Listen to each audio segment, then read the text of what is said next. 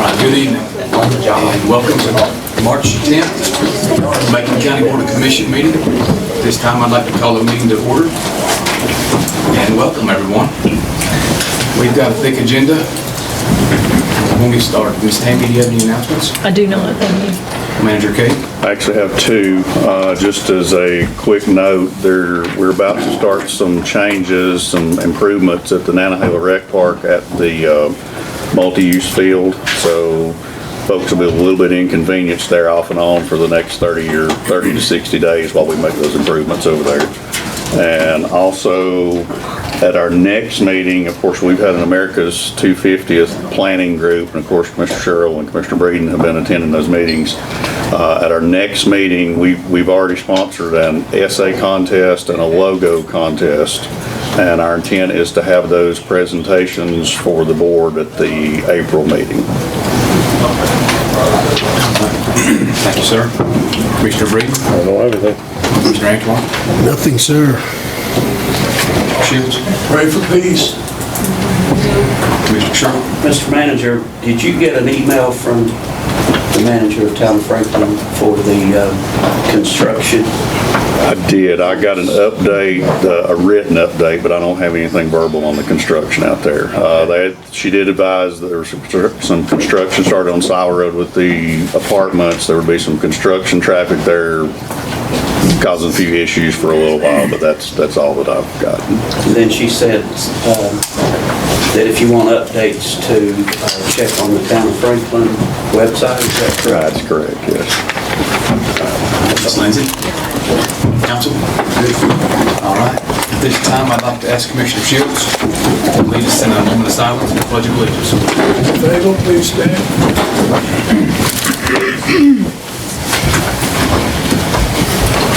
First, we'll have a moment of silence. Think about world peace.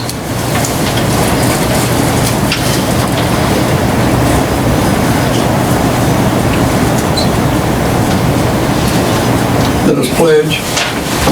I pledge allegiance to the flag of the United States of America and to the republic for which it stands, one nation, under God, indivisible, with liberty and justice for all. Thank you. All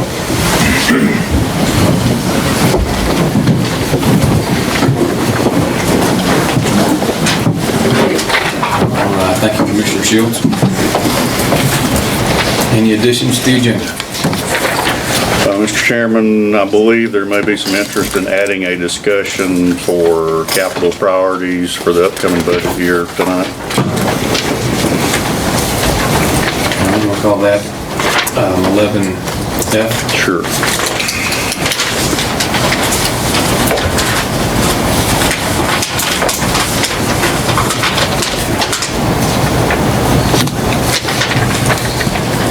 All right, any more? I will have an adjustment when we get there, Mr. Chairman. All right. We'll open the public comment period. First speaker, Anita Lewis. Hey there.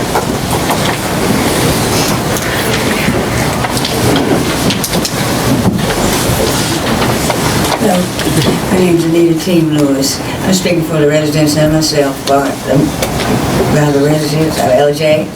And you all should have pictures. Have you seen pictures that I brought of LJ? It looks like a storm, but it's not. We have to drive through there every day. And places that don't have no power, no septic, whatever. You know, it's we like whatever we can do to help us and the property owner, value of the property and everything to get done. And I have some backup for people here that live there too. And that one picture you see there, the dogs had put trash all in the field, picked the trash up. That needle was in a McDonald's cup right there. How you doing? Thank you. All right, thank you, Anita.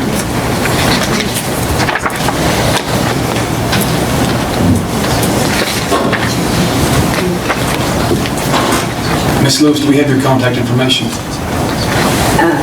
Maybe you could pass it to that officer before you leave, if you don't mind. Thank you. All right, Matt Jackson.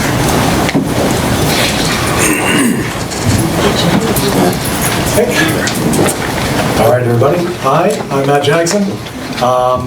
Try to write this out to keep it somewhat concise. Maybe some of you have heard, maybe you have not, but there is a issue with potential fraud in this community. Serious matter.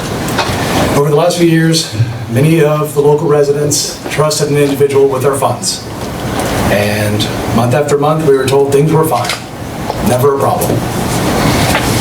Last week, we all got an email that simply said those funds have been drained. We're not talking about a small amount of money. We're talking about tens of millions of dollars. A lot of money is gone. Sorry, I'm kind of shaking right now. I'm not led to anger pretty quick, but I feel it right this second.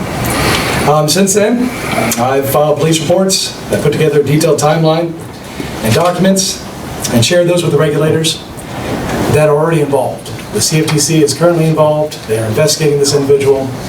I am doing everything I can to make sure that the FBI is involved, the IRS, everybody, because this personally was my entire life savings.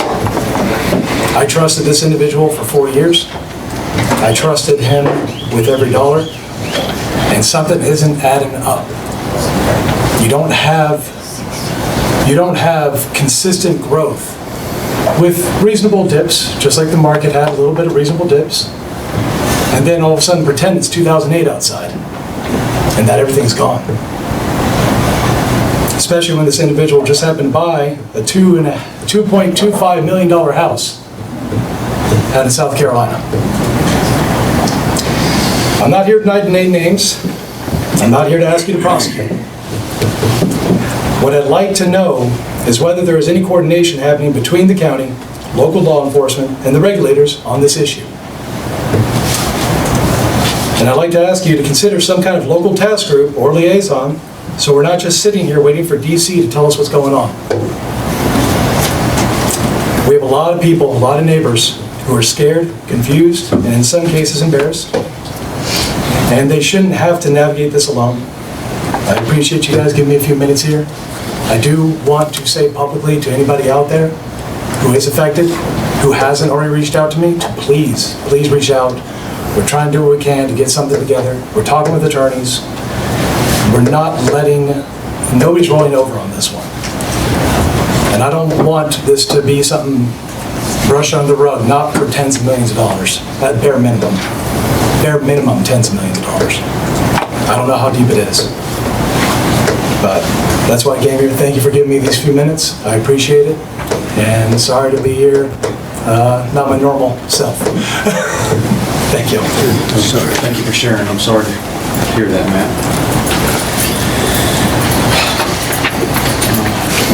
Sandra Steger.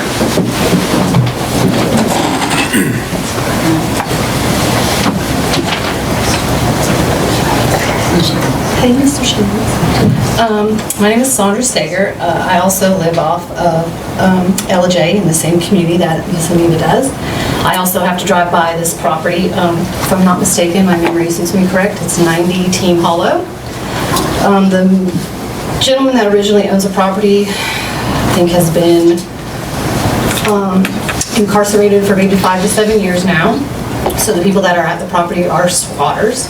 There hasn't been power or water running to this water, I think, in over 5 years. So you can only imagine the amount of trash and debris that are laying around. When I say there are campers that are literally overflowing with bags of trash, that is what I see when I pass. I have neighbors that have very young children that like to play outside, that can no longer do that, hence to the pack of wild dogs that I myself have had multiple issues with. And I have records from calling the police about these incidents as well. For the past 3 years that I've lived at the property that I live at. And it's a constant smell of like chemicals and burning plastic, so I cannot even enjoy sitting out on my front porch on a beautiful day like today. It literally burns my eyes and gives me a headache and will make me nauseous. They run a generator, usually starts about 5 o'clock in the afternoon, and it runs until about 5 o'clock in the morning. And there is a floodlight that literally lights up the whole holler. It faces opposite of me, but I know my neighbor that it does face has that light shining on their house all day long.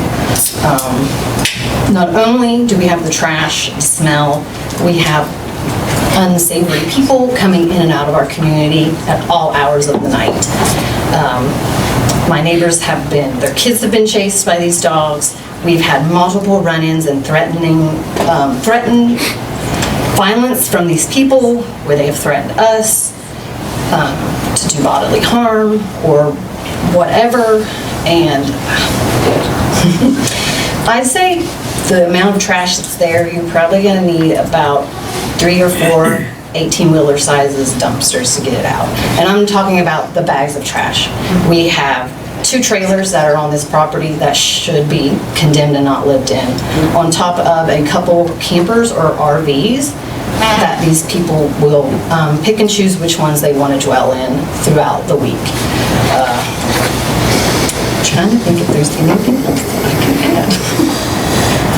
I know my neighbors, one of the complaints that my neighbor has that has young children, I don't have young kids, I have teenagers, my neighbor has young 5, 6-year-olds that would love to go outside and play on their swing set and play in the yard with their dog. They can't because the dogs chase them, or you have people out there cussing and carrying on and just having a domestic dispute. I wouldn't want to have my kids to be around that and see that either. So I completely understand why my neighbor does not want to let her kids outside to play, which in this day and age, it's rare that you have young kids that want to go outside. So I encourage that behavior.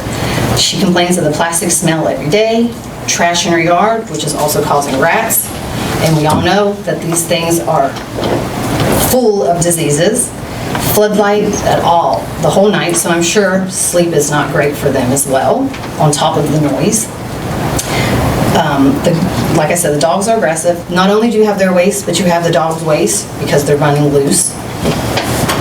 And we've also had neighbors that have had livestock attacked and killed because of these dogs. Actually called 911 about a month ago due to an incident, and the dog ended up getting killed because of it.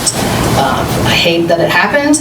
These people have been warned multiple times by our amazing dog catcher, Ryan, and they still will not listen. It's just a really nuisance, and I really, really hope that you guys do something about this, because not only is this not safe for our community in LJ, but this is not safe for anybody. All their waste is running right down into the Coliseja, which runs into our Little Tennessee. And I'm not talking about body waste. I'm talking about everything that they have. They bucket it down into the stream, and it goes right across the street into the Coliseja. This cannot be good for anybody in our community. Thank you. I'm sorry to hear that, Sonia. Thank you. Will you make sure that Officer Crawford has your information? All right. Sit down. All right. That wraps up public comment. Adjustments to the agenda. Mr. Chairman, we can remove item 11B as in boy.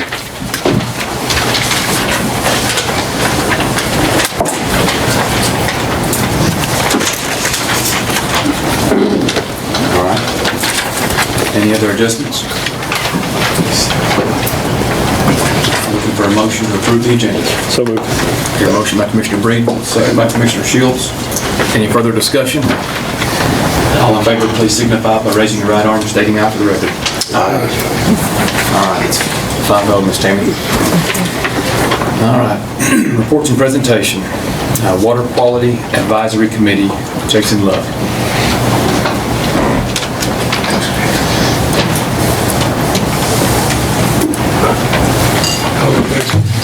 How's Mr. McCartney doing? Still on the cruise? Mr. McCarney's in Costa Rica right now. He spends half the year in Costa Rica working in those communities.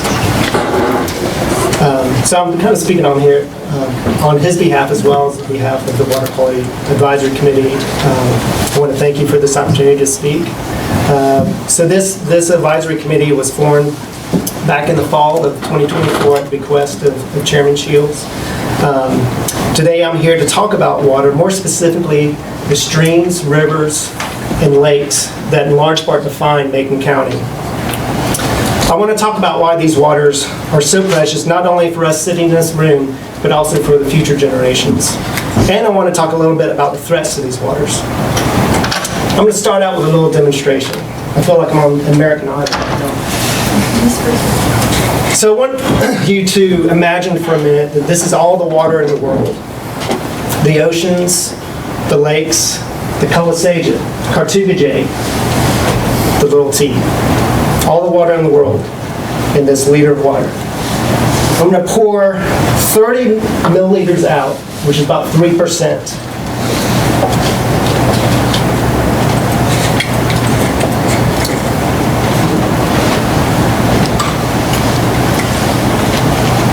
All right, that's 30 milliliters of water, 3%. That leaves 97% here. What do you think that is? Salt. This is all the oceans, right? All the oceans, the seas, 97% of the water. Remember, about 70% of the Earth's surface is covered by oceans. So 97% of the water left is salt water. Without a lot of effort, we can't really use that water, right? We can't drink it. So that leaves this as our fresh water, all right? Now I'm going to use these two droppers. I'm going to suck up 5 milliliters of this 30 milliliters. That leaves 25 milliliters in here, or about 2.5% of the water on Earth. This water is locked up in ice caps. It's in water that's too deep to practically get to, and it's water that's held in soil. So for all purposes, this isn't usable by humans. So now we're left with these two droppers, right? This is all of the surface water and well water that we can easily access. These are the aquifers. This is the Little T, the Kalasaja, and Cartugajay. Right? So this is all the fresh water on Earth that is left for humans. And then I'm going to do something. I'm going to get one drop. Right? Out of all that, this one drop is the only water that's fit to drink without just a little bit of add a little bit of chlorine to it. The rest of this water in these droppers is too polluted, right? We polluted it. So that leaves this one drop. And I'm here to talk about this one drop.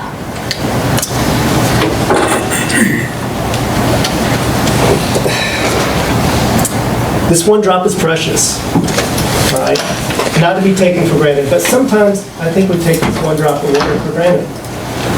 There is constant pressure to develop more housing, wider roads, bigger shopping malls. While these are often necessary to accommodate a growing population to create jobs, oftentimes this one drop of water is simply an afterthought. It's in the background. It makes pretty pictures.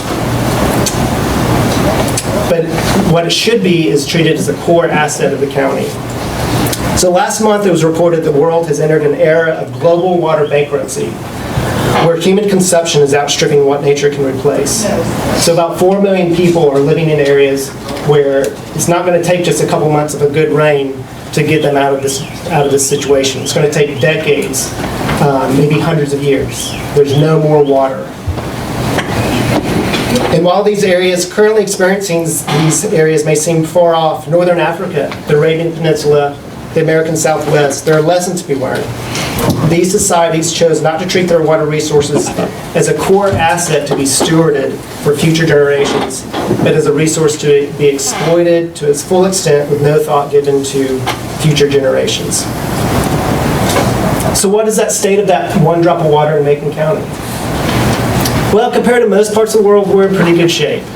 In large part because 46% of the county is forested, Nantahala National Forest. So if you step outside this courthouse, maybe stand on your car to get a better view, look around, you'll see the mountains. Those mountains are covered with forest, and that's why we have such clean water for the most part. However, there are some concerns. I'm going to talk about 3 of those concerns here today. There's high levels of E. coli in our rivers. E. coli causes diarrhea in most people, but it can also cause kidney failure for those vulnerable populations. For the past few years, Mountain True has monitored E. coli levels following standard protocols. And last summer, from May to August, they selected 15 days during that time span and sampled several areas. So Cartugajay Creek at the rec park failed 15 out of 15 times for E. coli, for swimming. All right, so it's not recommended for recreating. The Little Tennessee at Tassie Shelter failed 15 out of 15 times. Parker Meadows, the Cartugajay Creek at Parker Meadows, failed 15 out of 15 times. Lake Emery failed 15 out of 15 times. The Little T Iola Bridge, I'll call it Redneck Beach, failed 13 out of 15 times. The Little T at Queen Branch, about half, 8 out of 15 times. And then the Panther Branch access failed 4 out of 15 days. So the further downstream you got, the further away from Franklin and people and into the Needmore tract, the water quality got better. So where is this coming from? It could be coming from several sources. It could be leaky septic systems. It could be livestock. It could be wildlife. And it could just be lingering there from years past. You can do environmental DNA, so you can collect water samples and it can tell you where that E. coli is originating from, whether it came from cattle or from humans or from wildlife. Those samples cost about $135 a sample, but this might be something the county may want to consider. Now I want to talk about data centers. So back in 2023, commissioners voted to restrict data centers in the county. Many of you were there at the time. I want to commend you for that. You're kind of ahead of the curve. There is a growing demand for these data centers, especially in this new area of AI.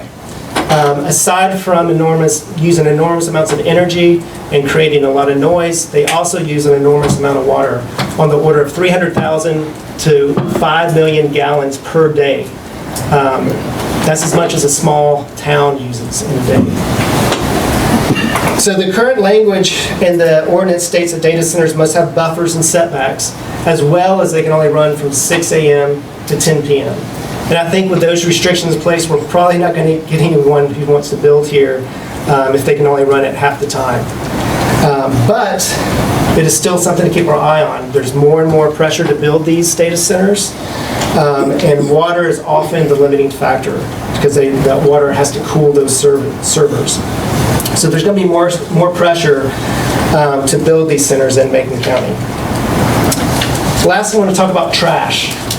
So this fall, students that I mentored from UNC Chapel Hill got in our rivers. They got in the Cartugajay, they got in Colasaja, and they got in the Little Tennessee. And they did trash transects. And we found a lot of trash. We found an estimated 620 pieces of trash per quarter mile in the Cartugajay, in the Colasaja. About 1,600 pieces of trash per quarter mile in Cartugajay Creek. And over 1,900 pieces of trash per quarter mile in the Little Tennessee upstream of Franklin. Plastic made up about 25 to 35% of that. We're going to collect more data hopefully this summer into the fall. And some of what we found was legacy trash, right? Back in the day, your car didn't work, you just kind of put it up on the river bank and it helped to keep the bank stable.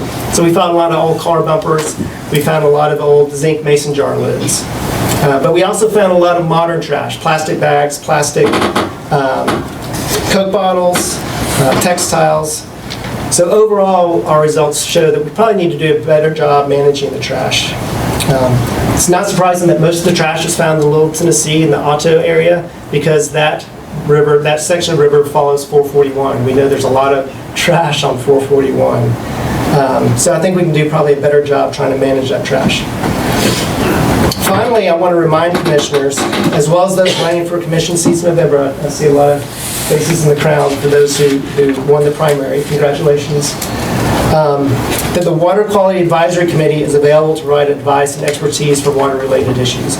Our committee consists of professional engineers, hydrologists, farmers, stream restoration practitioners, and biologists, each with decades of experience. Some of my colleagues are sitting right over here. And I've been asked, do we have an agenda? Here's where I'm supposed to say no, we don't have an agenda. Each, we're just this committee. But that would be false. We do have an agenda, and that is to ensure that one drop of water that I talked about, to ensure that one drop of water is passed on to the next generation in better shape than when we received it. Thank you for your time. Thank you.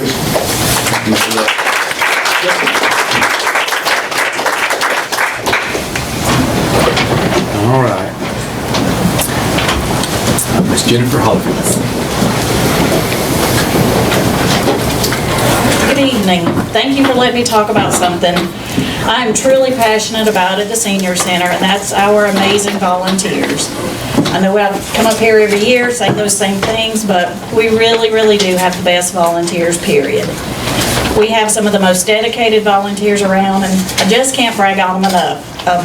Patrick called me today and he said, "You sure you want to go talk tonight?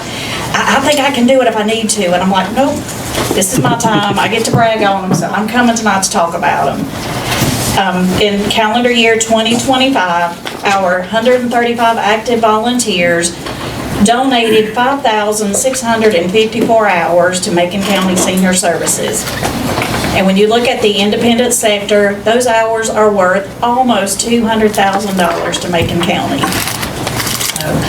Without the commitment from those volunteers, there's no way we could do delivery of our meals, lead classes, help seniors with open enrollment, and those volunteers just contribute so much. I wanted to give you just a few of the highlights. With SHIP, which is our Senior Health Insurance Information Program, those 5 volunteers donated 711 hours and counseled 800 people in 2025. Our activities volunteers provided 1,489 hours in 2025. Those ranged in all sorts of classes, from dance class to Tai Chi to arts and craft. And we saw almost 18,000 duplicated participants in our activities alone in 2025. Home delivered meal volunteers always remain strong, but those are ones we could always use more. Those home delivered meal volunteers contributed 2,678 hours, and they served over 11,000 hot meals to over 64 homebound seniors in Macon County. In addition, over 13,000 hot meals were served to 347 different congregate participants in our dining room. Adult Day has reopened to volunteers, and those volunteers are now playing music, having story time, and just spending time talking to those folks. We now have 12 volunteers in Adult Day who provided 718 hours of interaction time. And just so you know, in 2025, we had 2,776 duplicated participants in Adult Day. Our volunteers range in 21 to 94 years young, with most of them in their 70s and 80s. And many times those volunteers are older than the people that they're serving. One of our oldest that I know, he delivers meals twice a week, and he's 91 years old. There's not enough great things I can say about these volunteers. Their commitment is just incredible. They try to meet the needs of our community, and it's unmatched by anybody. And my role at the center is truly blessed by knowing those folks. They just mean the world to all of us there. And tonight I'm asking you to help us recognize these guys with declaring April 19th to 25th as Macon County Volunteer Week. I think the resolution is out there. You also have the invite to our volunteer recognition on April 23rd at 4 o'clock. We'll be recognizing these volunteers. They are incredible for us. So, Magnificent. any questions y'all have? Super impressed with them every year. Our karate babies love coming to serve these guys. And they're coming this year too. Yes, ma'am. Yes, ma'am. So the one thing I would ask is to adopt that resolution. Motion to adopt this resolution as is. Here, a motion by Commissioner Antoine, Second by Commissioner Shields. Any further discussion? All in favor, please raise your right arm, state aye for the record. Thank you so much, gentlemen. Thank you for shedding the light on your volunteers. They are rock stars. Gotta have my assistant here. All right. Old business. Approval of community funding pool applications. Manager Katie. So, Mr. Chairman, we've received 3 requests for community funding pool funds over the last couple of months. I want to remind the board that we do have $38,000 remaining in the community funding pool line item for funds that we have not expended. And I'll briefly go over the summary of all 3 of them, and there may or may not be some folks here to speak to those. So I'll start with the first one, which is in your packet, which is from the Smoky Mountain Pregnancy Care Center. Is anybody here tonight? I don't think I saw them come in. They're asking for $6,000 for funding to support the startup costs for an office in Franklin for a dad's support group and a connection and collaboration to CareNet's Fatherhood Connect program, and of course their application's in your packet. The second request we have, this ties into a request that we had maybe back in January. We talked about some improvements to the Macon County Fairgrounds and the riding arena out there. Remember, Mr. Conley came and we talked about some upgrades to the security system, the Wi-Fi system, and some lighting. Long story short, we're going to apply for some grant funds that we have become available to help with the Wi-Fi project and a little bit on the fairground side. It's 50-50 match, which is good for us, but we should know in the next month or so about that application process and getting that kind of wrapped up. But the lighting on the horse arena seems to be, it can't be covered by the grant, and also seems to be a pressing issue. So we've gotten two different options from Macon County Horse Association for 2 different packages, and Clay Bryson can probably explain those better than me, but there's one option for the materials, option 1, which is a little bit lower quality lighting system, and they're also going to need about $1,500 for some poles to change out some of the poles, and that totaled $19,948 for the lower quality package. The better quality package, including the poles, tax, and everything, ended up being $33,130. So I'll let Mr. Bryson explain a little more about those packages. Gentlemen, thanks for hearing from me tonight. I was fortunate enough to get voted in as the president of the Horse Association back in November. Most of you know me elsewhere. However, since that time, we're fortunate enough that the board members prior to my arrival did a fantastic job of getting us a new arena up down there. It's a wonderful arena. If you haven't been down there, you should stop by. We've done a lot of work. One of the biggest things that we face now is the lighting problem down there. Every time we host an event, if it goes after hours, we're having to beg, steal, and borrow from the county with their lighting trailers, and we're having to put lighting trailers up on both sides of the arena just to get enough lighting, and it's not balanced lighting, it's not equal lighting throughout the arena, which causes shadowing issues for horses. Anybody that's got horses know that some of these horses are a lot spookier than others. So you start casting shadows on the ground and around the area, you can actually cause one of these horses, if it spooks bad enough, to rear or to throw its rider. And we've got kids down there on these horses now. Just this year alone, we've got 9 barrel races planned, 1 for every month. We've got 2 fun shows planned for the younger kids. We've got obstacle courses. Since I took over, one of my big pushes when I was asked to run for president was the 4-H year. On the equine side, I already helped with the firearm side using our range that we have through the sheriff's office for that. But on the 4-H equine side, I have 2 board members, Kara Setzer and also Courtney Garrett, that have taken the bull by the horns on that, and we have grown our 4-H club just here over the last couple months. We went from 0 riders, we're up over 15 riders and climbing. The problem is getting the word out there, but the more the word spreads, the more youth that we're bringing into that program. I've talked to Mr. Antoine, my kids don't play sports. but my kids love horses. And I can't help but drive around Macon County and see horses sitting all over Macon County, and I know there's children attached to them. So we're doing everything in our power with the Horse Association. My vice president is in here, if he stepped out, Jamie Brooks. We're doing everything in our power to provide things for our youth that may be into the equine side of things.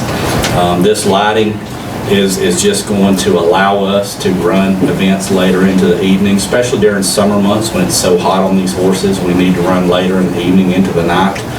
Yes, it's 2 light quotes, and one is substantially more than the other. The cheaper of the two, they could not give me anywhere that those have been installed as far as pictures or anything like that. It was just the budget-friendly price, so to speak. The board out there, I don't know if he's going to put it up on your TV, but this picture you see here right now was just a project recently done. This is the highlight quote that you have in front of you. That's about $33,000, I think is what Mr. Cape said. This is the same exact lighting that they proposed for our arena, and you see how well lit that arena is. This is in Kentucky. This is what this company does for a living. They specialize in arenas and sporting facilities. The company that we went through is JXT out of Robbinsville. Some of you may know them. I talked to Seth Adams over Park and Recreations. He has done work with them in the past. They've done other lighting projects here in Macon County, and so has Travis Waldrop. So that's how I come up with this JXT company out of Robbinsville, North Carolina. So they come in. With our need, we're having to come up with 3 more poles so that we don't have one area of the arena brighter than the other side of the arena, so to speak.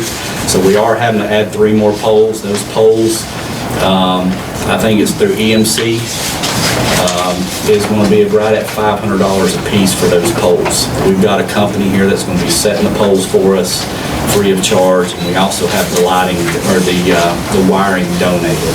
So basically at this point it's the price of the lights. That does include the lighting fixtures and the brackets and everything to put those lights up. And then with the addition of the 3 extra poles, I think that brought us up to around the $32,000 range. But like I said, guys, this ain't for me.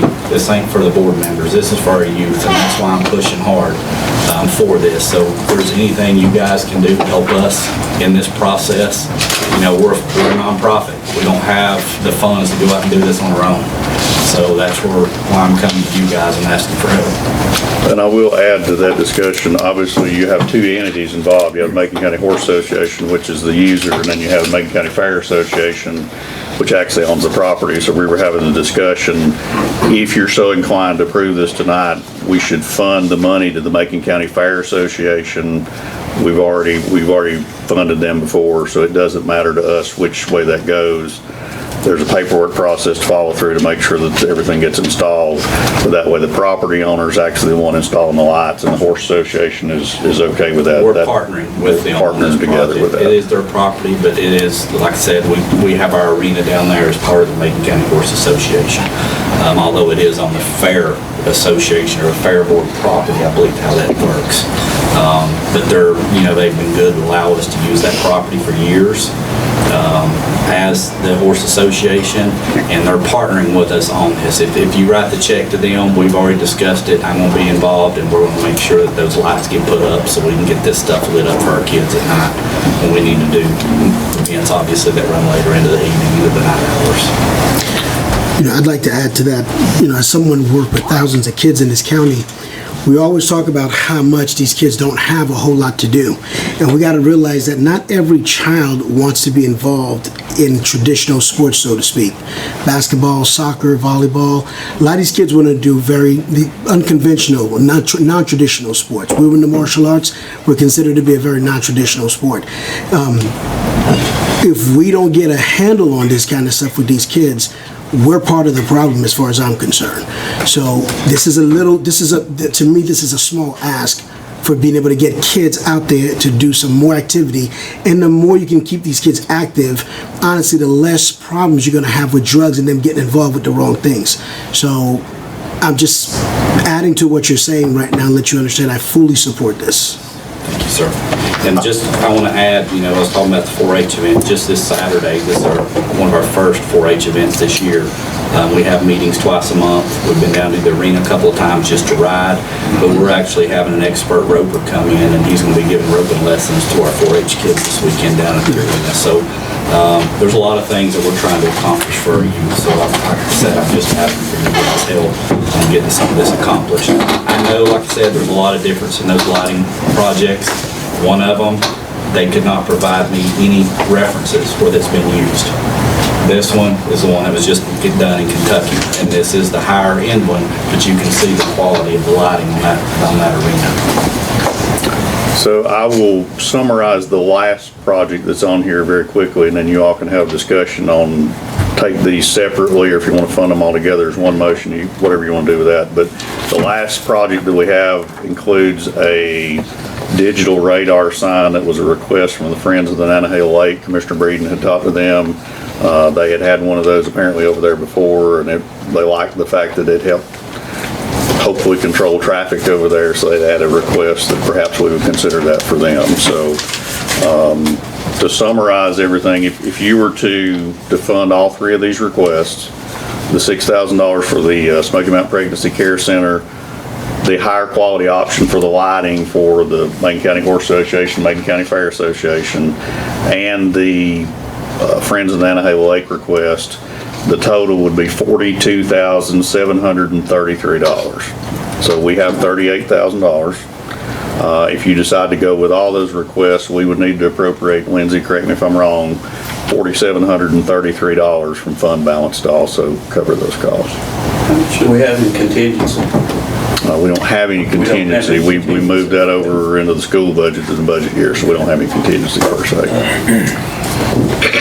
Chairman, at this time, I'd like to make a motion that we approve all three of these projects, and what's the amount from? $4,733 from the fund balance. 47,000. No, $4,733. I hear a motion by Commissioner Sherrill. Second. Second by Commissioner Antoine. He beat you. Yeah, that's fine. I'll just share with you a few thoughts. I feel like the term heritage comes to mind for me. And I remember the FFA had a rodeo, and I feel like this facility is a little bit underutilized, and I hope this can kind of help. That's our goal. You know what I mean? And really just That's our push. catapult this thing. So I think it gives me chills. Well, I also see an economic driver for local businesses. You said you had 9 barrel races. We're bringing it. And so, I mean, all the business community there around the fairgrounds and everything's going to have an impact as well. So I think it's a win for the kids and for the community as a whole. And just like you said, when we have, we're the last agriculture fair in the state of North Carolina left. It's very important, and so it's exciting. So We're doing our part, and you guys are too. I just thank you from the bottom of my heart. This means a lot to me. This is my way of giving back to our youth. My kids don't play sports. My kids ride horses. So there's a lot of others around here that enjoy that as well. yeah, thank you. Thank you. So with a motion and a second, any other comments? Yeah, let me just say one thing about your Smoky Mountain Pregnancy Care Center. It's the best money you're going to spend. If you bring parents, daddy back home, if you bring these people back into the house and they become parents for the children again, law enforcement will have less problems. Mom and daddy come back in together. And that's what we're about. And the best $6,000 we've ever spent. Motion by Commissioner Sherrill, second by Commissioner Antoine. Any further discussion? Hearing none, all in favor, please raise your right arm, state aye for the record. Aye. Any opposed? All right, Ms. Tammy, please let the record reflect my vote. Thank you. All right. Discussion and consideration, 2026 part of grant, Parks and Rec Director Seth Adams. Good evening, guys. And first of all, I'd like to thank you all for what you just did. Like you said, not every kid plays sports, but we got to have something for everybody to do. That being said, part of what I'm talking about tonight is the non-traditional recreation, not baseball, not anything else. The 2026 PARTIF grant. PARTIF is Parks and Recreation Trust Fund, for those of you that don't know. It is our largest funder for recreational facilities in North Carolina. We've got the opportunity to go for it every year. We obviously don't win it every year. I came in April of last year to ask to apply, and you guys graciously let me. We didn't get awarded last year. Hopefully we will this year. We've got a better package put together. And hopefully in that we will get awarded. I'm asking tonight for $650,000 match to the $500,000 that PARTIF gets us. With that, we're going to go after an amphitheater for $350,000, a multi-use covered court for $450,000, a restroom facility with a locker room for tennis for $300,000, and then a 5% contingency for $50,000. So that total is $1,150,000. Obviously, if PARTIF gives us $500,000, that leaves Macon County on the hook for $650,000 to match that. I think it's important to clarify that this is part of the Parks and Rec plan we've had in place for a number of years now, and this is an attempt for us to pursue grant funding. Yes, to fund a portion of that. We can add things to it. The reason why we're going after these things is it's closest to the $500,000 to match. It is a dollar for dollar match. This is not saying this is all that we'll do during this time, but those three projects are three of the things that are high on our list, and they matched closest to the $500,000 part if I ask. What kind of time frame are you in? This is due in May, so it's a pretty quick turnaround, and we will be awarded in November. So we won't hear back from them until November.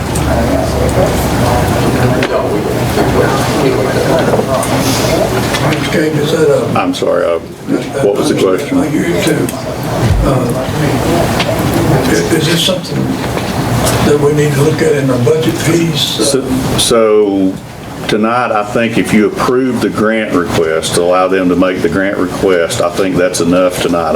You don't actually have to appropriate the $650,000. You just need to understand that if the grant's approved and it comes back, then in order to receive that, at that time, you would have to appropriate the $650,000. So tonight, I think the only thing we need tonight, Lindsay, is for the actual approval of the grant request. I would just think he's letting you know, if this happens, this is our match, and then he would come, if that was approved, then he would. Yeah, as part of the grant process, I have to come before you guys, and you have to give us the blessing to go after it. And then part of the grant application, there'll be a section on there saying that y'all will match the money that we're going after.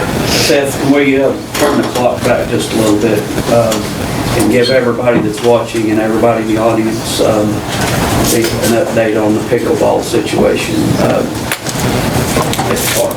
Yeah, pickleball's moving.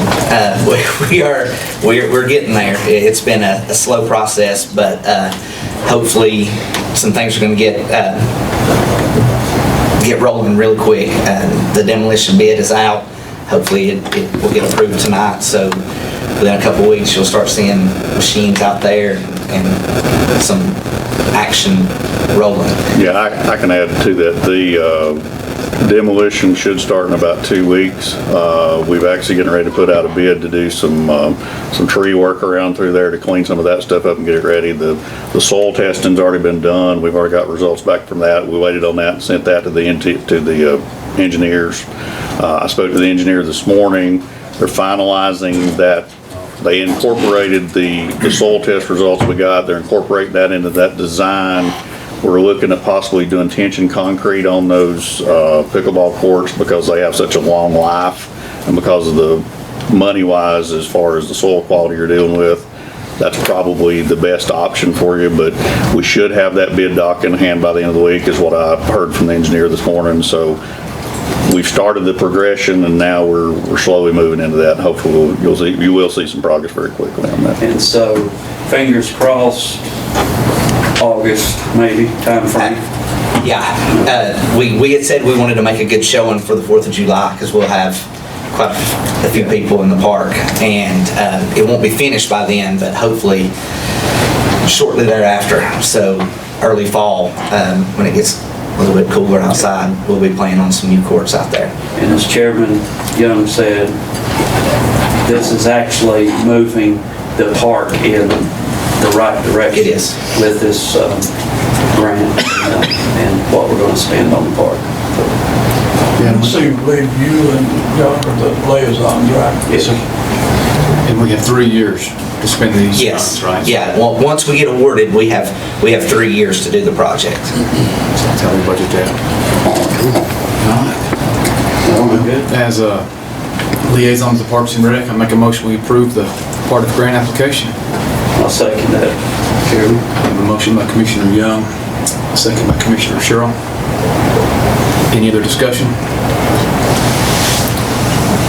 Hearing none, all in favor, please raise your right arm and state aye for the record. Aye. Any opposed? All right, standing. It's 5-0 vote. Thank you, guys. Seth. Now that now that you've let me go for it, I need your help.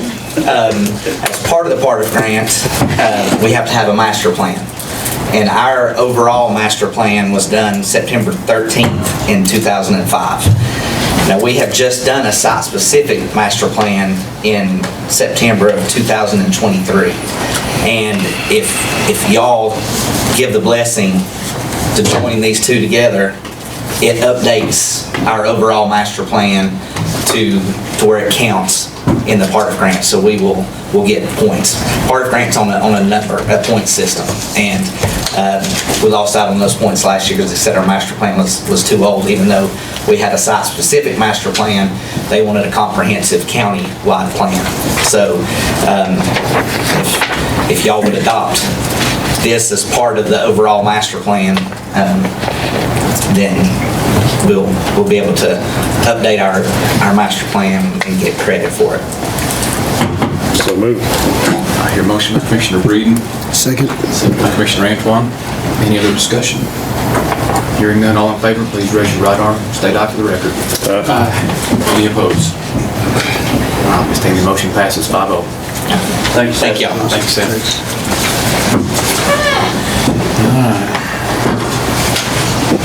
Item C, approval of resolution revising the structure of the Macon County Planning Board. So that's what you all approved last month. This is just a written form, as I was directed to prepare it, so I think it's just a matter of your review to make sure it says what it's supposed to, and if you're good with it, then we'll approve it, and that will become the planning board ordinance. And we will submit that to our codification project and keep that updated. Motion to approve the planning board ordinance as submitted. A motion by Commissioner Breeden, a second by Commissioner Shields. Any other discussion?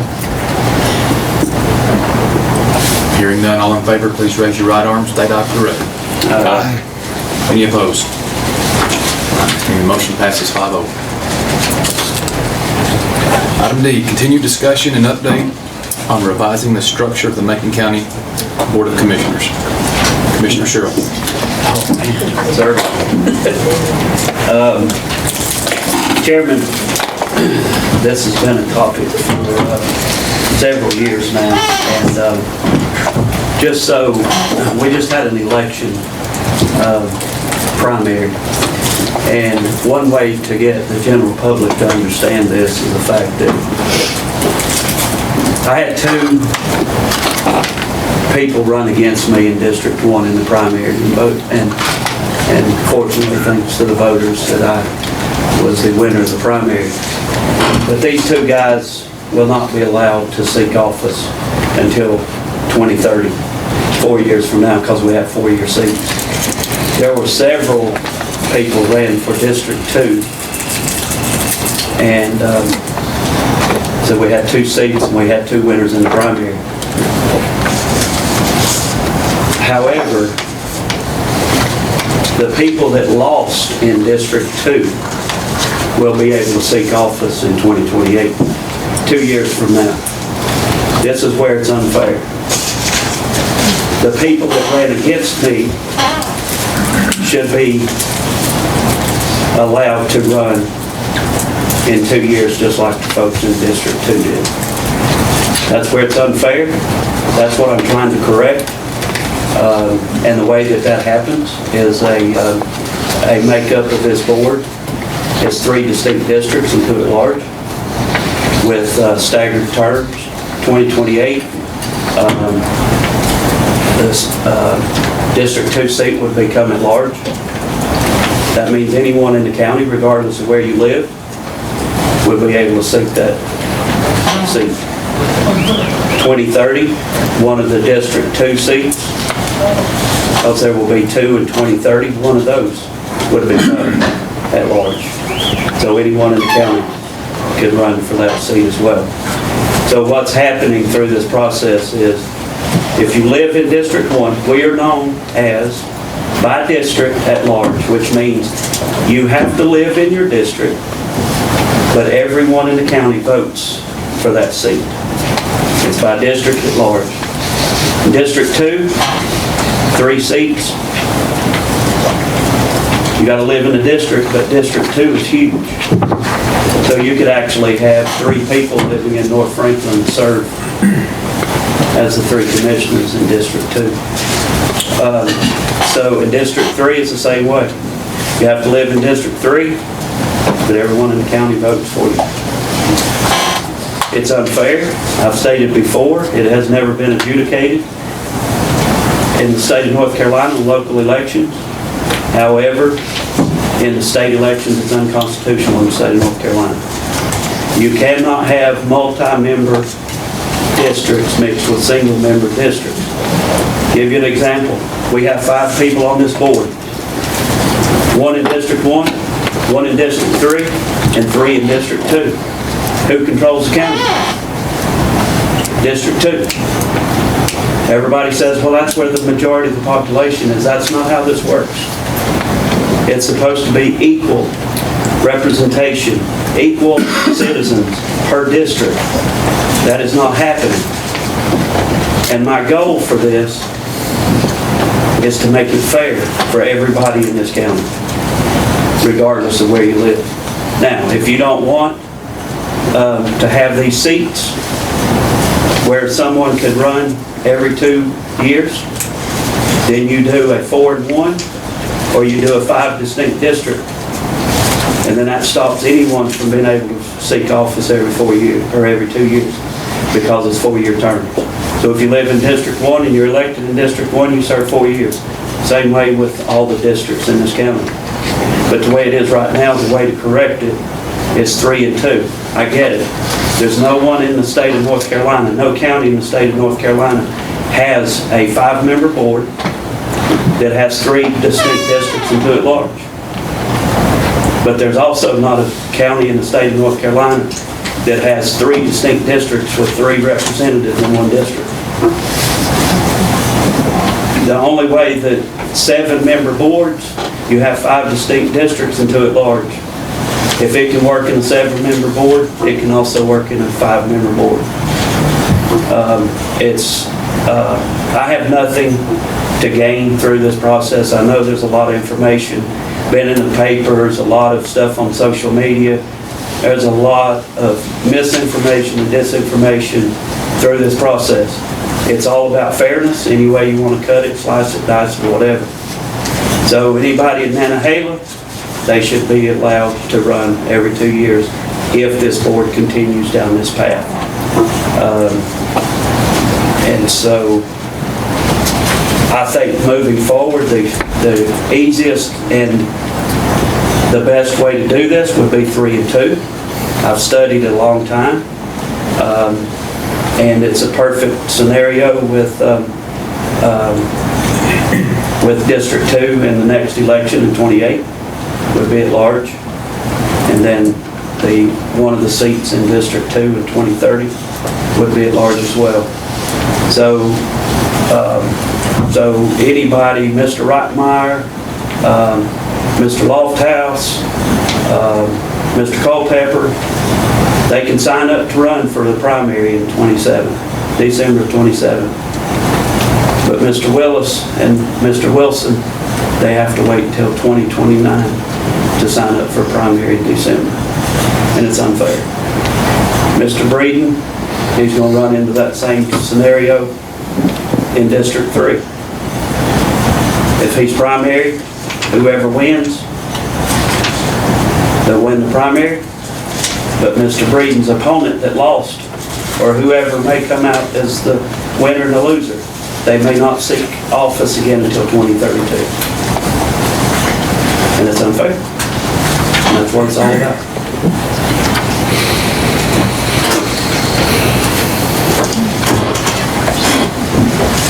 Mr. Chairman, we have prepared essentially a summary of the various options that have been presented to you, and I think Eric's going to talk you through those, and he has draft resolutions for any of those that you may want to discuss.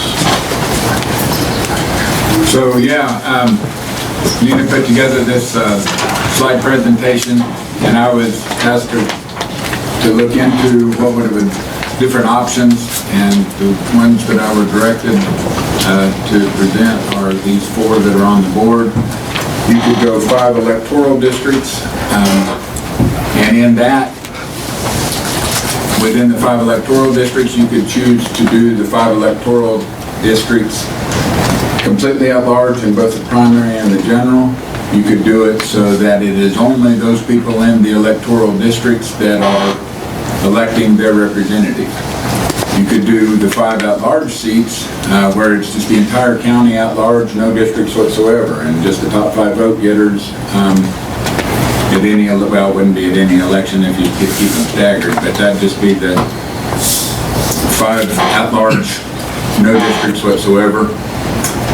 The 1 at-large member was asked to look at that one. That one gets a little complicated in that if you did that, then you went 4 districts with 1 at-large, then in order to allow for every person in the county to run every 2 years, that at-large member would have to be only a 2-year term. So everybody else in the 4 districts would have their 4-year term, but if you kept a staggered term, in order to show that that was eligible every election, that at-large member again would only be a 2-year term.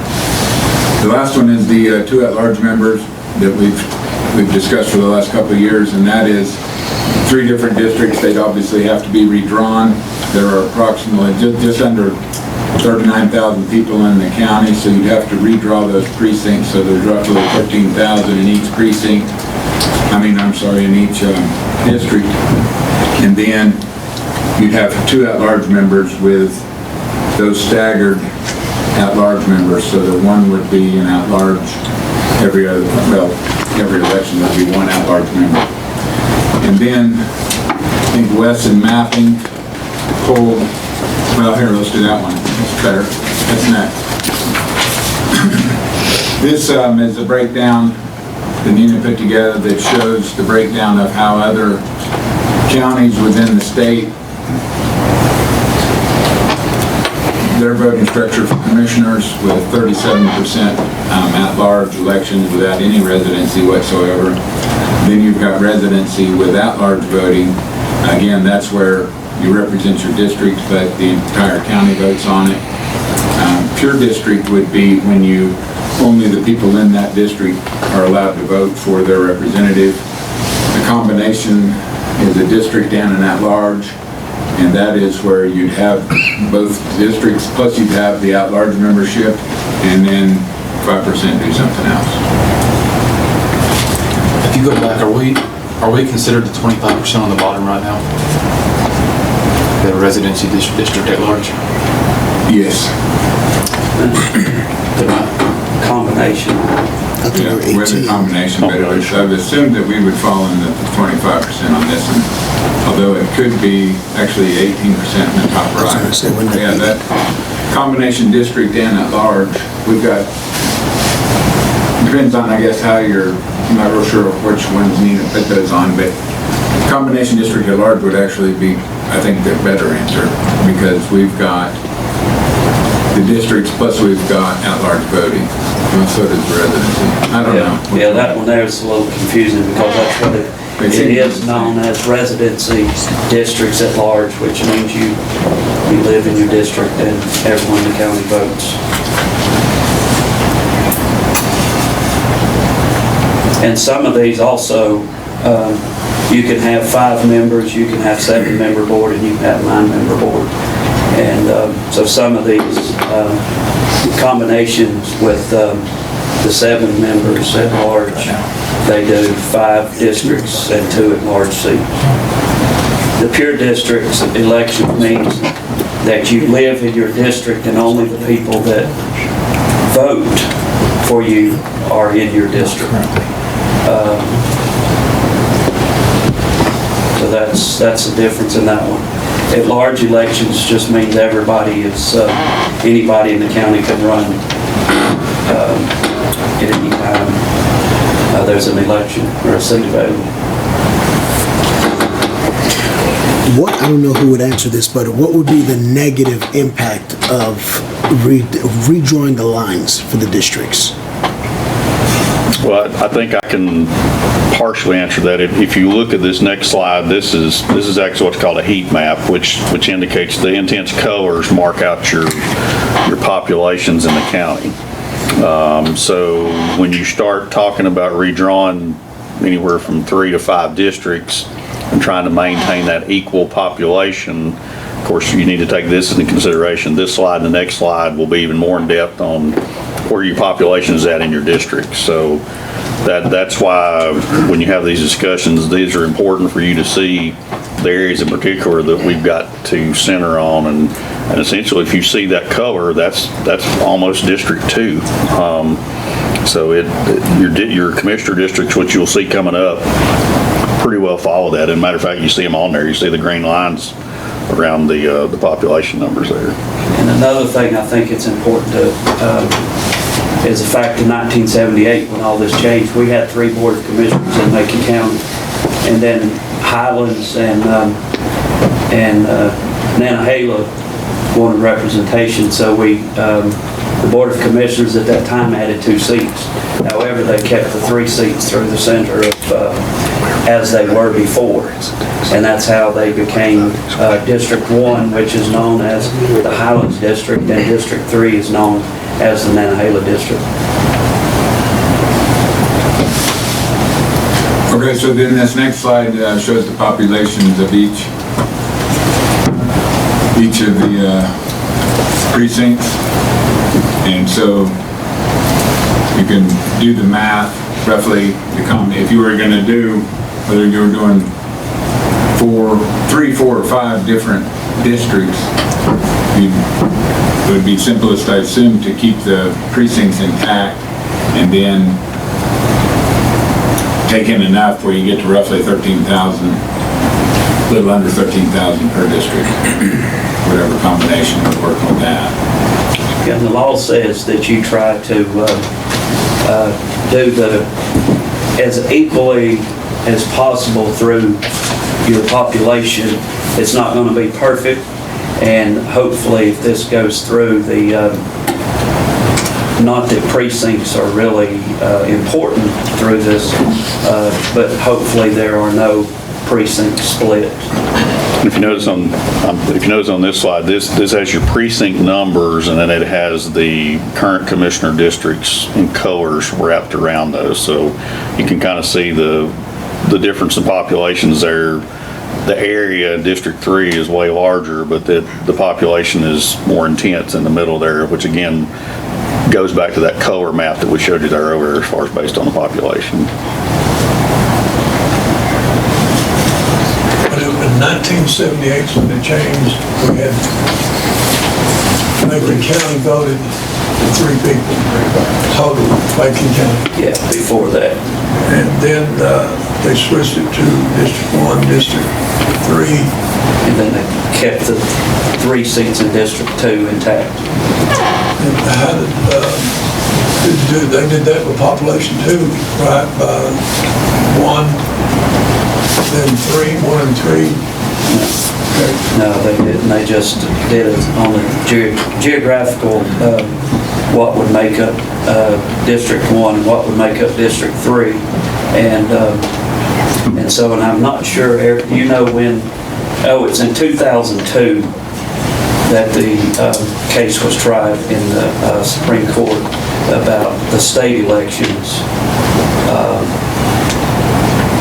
for the state elections to be mixed with single-member districts and multi-member districts. And like I said, it's never been adjudicated. It can certainly be adjudicated. I hope that it doesn't go there, but it's important. I think everybody in District 1 and District 3 is disenfranchised by this election process in Macon County government. I think moving forward, the 3 and 2 is the best path moving forward based on everything that I've reviewed and how it would work. But it's certainly, I think, trying to go to 5 seats at large. We're going away from what happened in 1978 when we formed the Nantahala District and the Highlands District. So, I mean, you can certainly do 4 and 1. But moving forward, I really think, based on the election process that it's been for many, many years, is to have it 3 and 2, and that way anybody in the county can seek office every 2 years, just like District 2 does now. Okay, so if we break down each one, if we did 5 electoral districts, again, you could do that either by strictly voting only in your district, or you could have that vote by at large. If you did the 5 geographical districts, again with the roughly 39,000 residents, that would break down to about 7,800 per district. So you'd have to redraw those precincts to roughly 7,800. And then the next one is no districts, which would give, again, just, that's the 5 at large, where we do away with the districts altogether. The 1 at large one, that's the one where in order to allow for everybody to run every 2 years, the at-large candidate could only be for a 2-year term unless somebody else figures out some other way to do that I wasn't able to. That's what I got with that. So then you'd have 4 geographical districts, roughly 10,000 per district. And then there's the other one, which is the 3 geographical districts with the 2 at large. I think the only way that would work would be to have those staggered, would be to have the District 2 representative that comes up for election, and then next one would become an at-large, and then one of the remaining 2 in the 2030 would be, is that right, 2028, I'm sorry, the 2028. Will be the first one at large, and 2030 would be the second one at large. Right. So those are those breakdowns. Again, the statute has 4 that could be by referendum, or if you wanted to get it into the short session here, I think this would probably be about the last board meeting that we would have for the group that works for the legislature to put together that bill. It had to be for a local vote, for a referendum.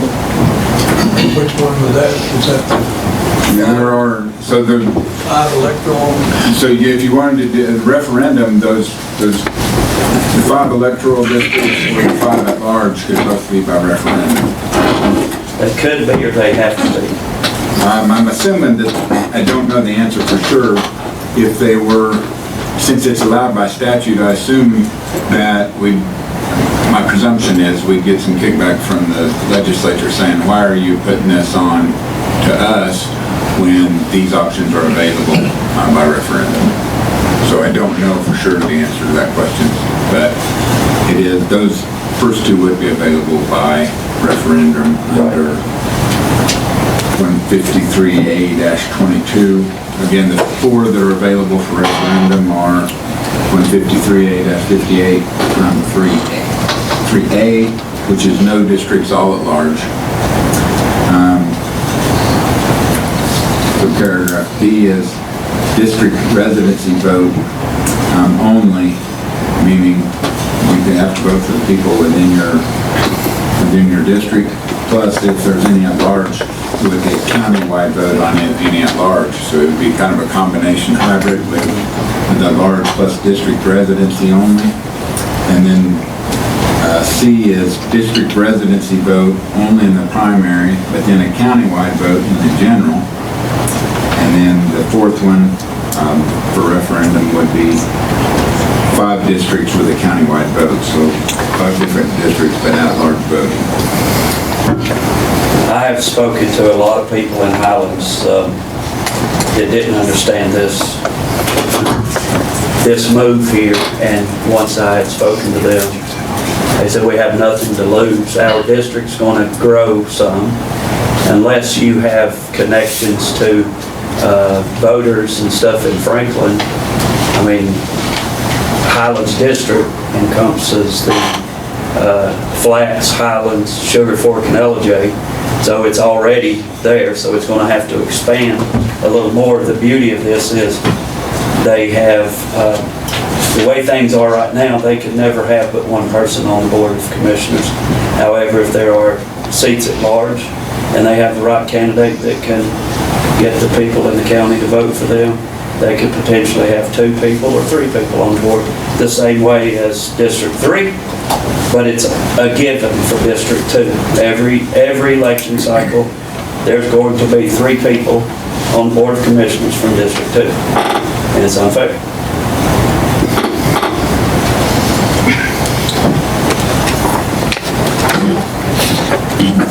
All right, any other comments? I mean, I'd like to, if anybody has any questions from this board, I mean, I've spent a lot of time thinking about this and studying it and the path moving forward. And if we want an election for the Board of Commissioners every 2 years, 2 at-large seats, 3 and 2 is the way to go. And this was the resolution that we passed in 23. And it was sent to the General Assembly, and they ran out of time. And they asked us to, with a new member of the board, to revote the resolution for 3 and 2. And that's what I would like to see happen. But I'm also willing to, if there's any questions by this board that I can answer. You put this stuff on a referendum, and the way that things went crazy over the last few months, and all the things in the papers, and all the things on social media, and all the misinformation, I can't imagine trying to get 28,000 voters to understand what this is. And if you do 5 seats at large, you just saw the map right there of where the location of the majority of the population is. It's all through District 2. So if you do it 5 at large, you're going to have 5 people elected from District 2 residency. I'll just show you my comments. Like elections are dangerous. Anytime you mess with an election, I think you get everybody's full attention right in the election cycle. In my opinion, the best scenario, if you look at the heat map that the Manager Kay presented, District 2 needs 2 commissioners. It's based on population. I'd love to see the districts stay the way they are. Keep 2 in District 2, 1 in the either, 1 in District 1, 1 in District 3, and 1 at large. But the government red tape won't allow that. Right, so I feel like the problem is now you're having to deal with the statute and fairness, playing devil's advocate. Essentially, Highlands can have 3 votes, 3 commissioners, right? In Macon County, or Franklin, where all the heat map shows, I feel like they lose representation. But I also feel like organically that'll kind of iron itself out just based on population and the people. And so I struggle there. I feel like going with with your 4-1 or 3-2, to me, I feel like Highlands is kind of in an area of its own, but having the districts, for instance, Cartuga and Callaway, I feel like they essentially represent the same, values, and Clark's Chapel and Hopto. Highlands is kind of the outlier. So I really like the 5 at large with no districts, but that hinders Highlands, right? So Highlands probably will never have a representative if that's the case. So I feel like when you really calculate every option we have, I don't think any of them are great, including what we have now. And I think that's my struggle, is finding the perfect scenario whenever you have the red tape that won't allow, in my opinion, the perfect scenario. So that's been my reservation for some time, and I don't know, I wish this information was here before the public hearing. I think that would have been beneficial. I have a little conscience about taking action on this when the public just saw this, but I also feel like I've been talking about this for 6 years. And so I don't really, it's kind of throwing everything on the table, and I don't really know the right answer. And I hate to just try something, and have to change it back when we're dealing with a 50-year issue here. So I'm kind of up for yours, whatever you guys think. I'm kind of torn right in the middle. I definitely support the idea of changing the districts. I don't think the way we do it right now is the right way. I also think that we have some pretty viable options on the table, and I don't know where I'm at on that either. The 3 and 2, it does make sense. The 4 and 1 makes sense. We have a breakdown that was sent to us, the way that other counties do this, and one of them that I liked was you take District 1 and 2, one seat from District 2 and 1, and then District 3 and a seat from District 2, and you run those on staggered terms, and the top 3 vote getters are winners. But the bottom vote getter only serves a 2-year term.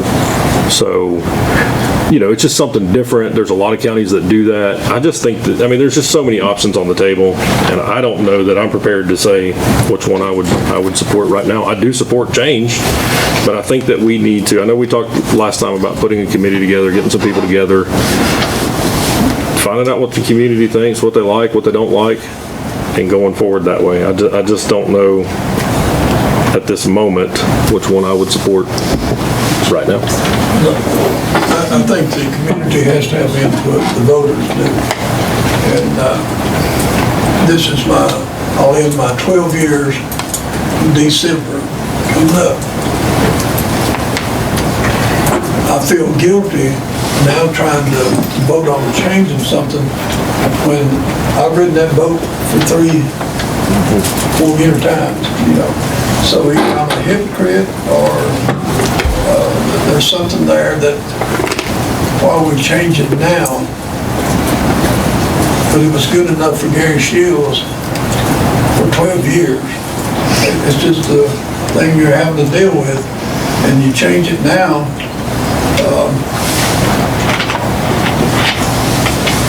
The only thing I can say is that I think the voters have a voice in the change, especially something that's as specialized as your county commissioners are. I looked at that 5 electoral districts. I'm not sure there's a good thing anywhere. You're looking for your cleanest dirty shirt, that's what you're doing. And I feel like that the 12 years I've spent here from District 2, we have liaisons, but I just have a hard time for Gary Shields to vote for a change now after he spent 3 terms under that 1, 2, and 3. 1, 2, and 3, right? Yeah. But Mr. Shields, all due respect, you're in District 2. Right. So you gained every 2 years. You could, if you lost your seat, you could have ran for office 2 years from that. And so the comparison with 3 seats for District 2, it's broken. It's absolutely broken. And if anybody remembers back in December, we did a blank resolution to send to the state of North Carolina, and council got in touch with state attorneys, and they said, no, we've never known in history of the General Assembly approving a blank slate on this resolution. So that's what we were hoping for, was to get the state to approve it, saying, yes, we agree with you, there's a problem. And yes, you have permission to change it. Well, that's not the way the state works. The state wants us to tell them exactly how we're going to do it in this short session, and that's where we are. And we're not, we're not married to this for forever and ever. I think moving forward, 3 and 2 is going to work out beautifully. But after a couple election cycles, you're not going to have to go through a lot of issues because all the population studies are done or have been done, and the mapping and everything else. So, I've spent a lot of time on this, and I'm ready to. I do agree with you. I think 3 and 2 would work out beautifully, but I would say that if we're going for fairness, I think the most fair way is the 5 electoral districts, because then you're really tightening up your districts. Then Highlands might actually have representation, or Nantahala might actually have representation, versus making those districts bigger. It's just going to be harder and harder to get anyone elected from those areas. How would you implement that in staggered term? How would you make that happen without anybody losing any of their elected term? I think that's part of the issue, is we don't know. Well, and that's why I say that the 3 and 2 is cut and dry. It's absolutely cut and dry. Well, obviously something like this is a massive decision. I agree that it's not fair the way it's set up right now, because District 2 gets to enjoy something that District 1 or District 3 cannot enjoy. Looking at this, the 2 at large seems to be the closest to being fair in terms of what we're talking about. And if I'm understanding that one correctly, you have 1 representative per district, but it also makes it to where anybody can run every 2 years, regardless of the districts. That's correct, and that's what District 2 has the pleasure of doing right now. Right now only District 2, but if we move to 2 at large, that would open it up to all 3 districts to be able to do that, if I'm understanding that correctly. Correct. The only thing I don't know is what's the negative impact to moving to that? The negative impact is the fact that District 1 and District 3 population is going to expand. District 2 population is going to decrease. So a guy from Highlands asked me the other day, he said, look, he said, I'm not going to mention the guy's name, but he said, just say, for instance, District 1 brought in Mill Shows. And he said, what are the chances of me beating that guy in District 1 for election? So it depends on how well you campaign. But I said, what about the at-large seat? Once he's in, you have the option to run for that at-large seat. The way it is now, you never have that option. And I will tell you, if anybody don't know, I grew up in Highlands. My wife's a native Highlander. I spent many years up there. I am the first sitting commissioner that has not lived on top of the mountain that was elected in Macon County for county commissioner. Every representative, when they expanded this in District 1, I'm the first one that don't live up there. Who was it, man? Jim Tate. Jim Tate lives in Highlands. Neville Bryson lived in Highlands. Fred Munger lived in Highlands. I said I'm the only commissioner that don't live in Highlands that represents District 1. Brian McClellan, Jimmy Tate, they all lived in Highlands. I don't. I live in LJ. Okay, that's what I'm saying. So therefore, but I live in my district. That's who I represent. I think it's important to understand too, as county commissioners, when we take an oath, you don't take an oath to serve a district, you take an oath to serve the entire county. So that part of it makes some of this irrelevant, because no matter what district you're in, if you get elected to be a county commissioner, your job is to serve the entire county, regardless of what district you're in. So really what we're talking about is not so much that part of it, is what we're talking about is how do we make it fair for everyone to be able to have an equal opportunity in all three districts. And so my opinion is just that this 2 at large seems to be the closest to that. And if the population, like in each district, is going to change, what's the negative impact of that? It's just, you're following. It's just a the law. It's population change? just a population change, and you see where the map had the breakdown of each one of the areas. Danny, the negative impact for Highlands is their district is larger, right? So it takes into LJ. Is that some of East Franklin, John? East Franklin, probably Mill Shoals. So now somebody who lives in East Franklin will be the Highlands rep. That's the negative. Okay, and that's where Highlands has heartburn because they want to try to have a representative, as Ron says, from the plateau. But then you have the option for somebody on the plateau to run for that seat at large. So that's the part we're missing here, is the fact that they have an opportunity to seek office every 2 years and could potentially have somebody living in East Franklin and somebody living in Highlands. So are we saying the main is District 1 the only one that's going to have a negative impact on this? No, Barrett's District 3 will be. Our district's big, but.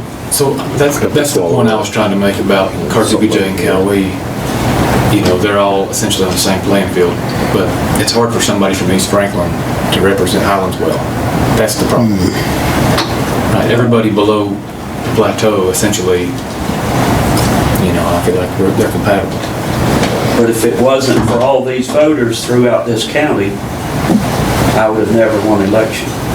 Not that I won all the precincts. So Highlands can't control an election. And so therefore, and I will tell you, and this is my honest opinion, I think if you went for 5 districts at large, I don't think your state representatives would go for it, just for the simple fact of the tax revenue that comes from Nantahala and Highlands and the Flats. Well, I think my point still stands even with that. So if somebody from East Franklin gets elected, the point still stands. Your job is to represent that is correct. The entire county. You're not representing one district. Anyone that's doing that, you're not really following the oath that you took. That's correct. That's why it's at large. If you had 5 distinct districts, pure districts, then you would be elected for your district, and that would be who you were pushing for through this, whereas this Board of Commissioners, as it stands, is working for the entire county for the betterment of the county.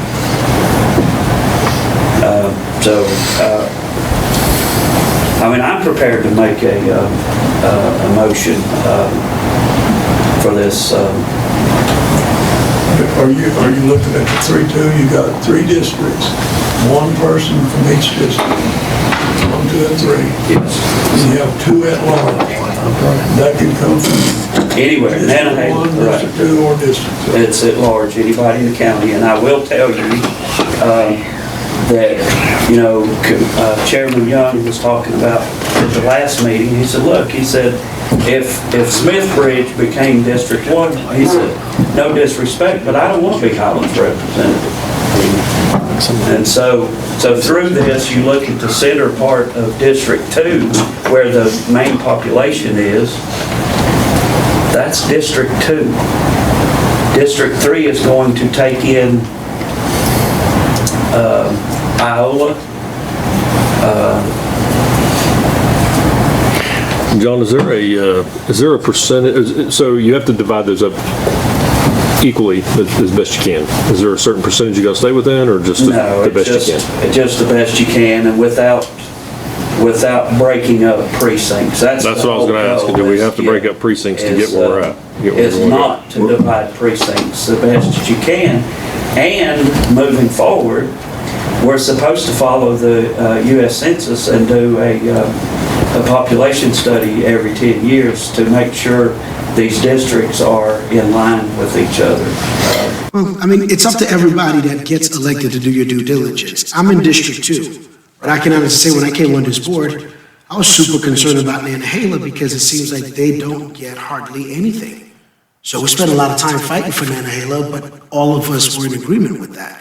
So regardless of the fact that I'm in District 2, Nantahala was a big concern of mine. So what's to say if somebody gets elected from East Franklin that they're gonna just completely neglect, and that's only one person that's as a vote? It's not. Does that make sense, or? It's not gonna happen, because, I mean, just like I said, I'm here voting for every community in this county. I'm not just the District 1 rep, I'm elected in District 1, but I'm also spending all the tax dollars across this county. I just want it to be fair for whatever the people in District 2 is for. I want District 1 and District 3 to be the same.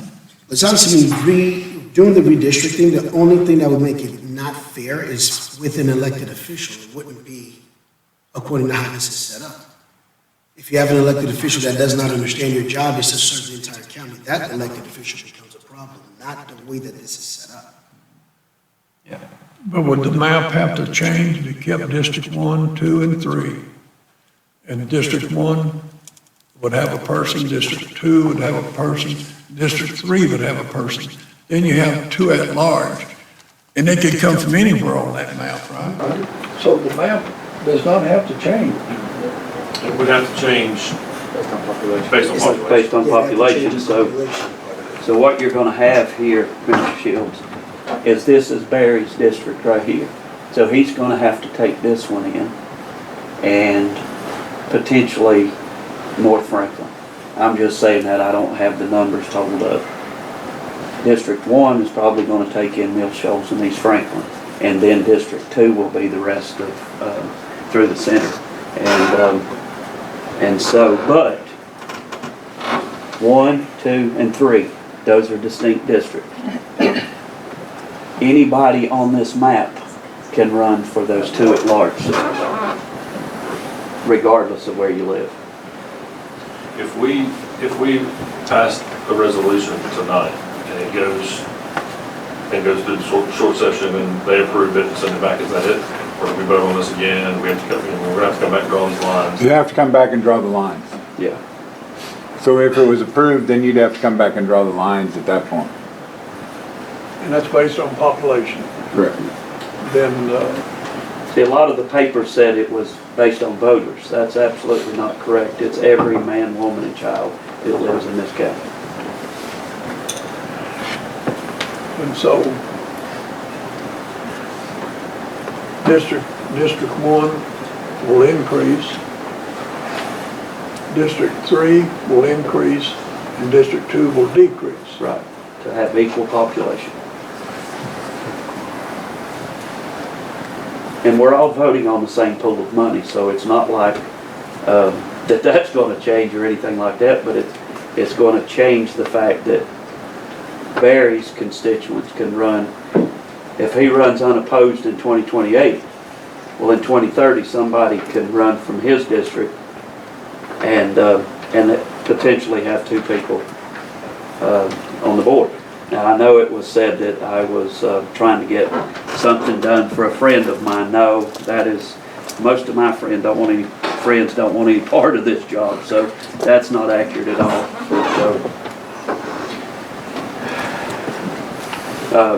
So any more? My point just still stands.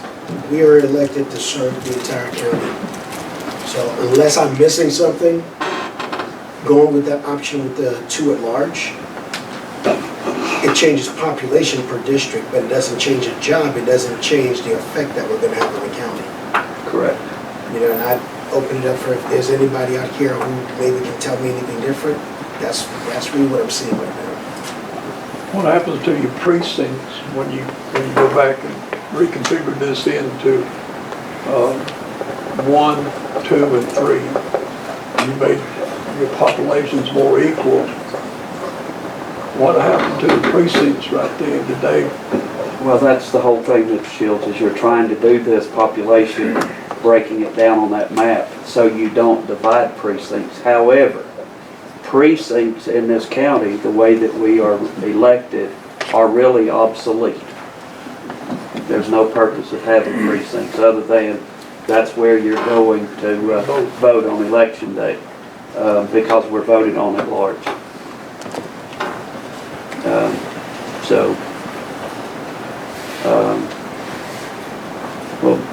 Chairman, at this time, I would like to make a motion that we adopt a resolution. You got it, Eric?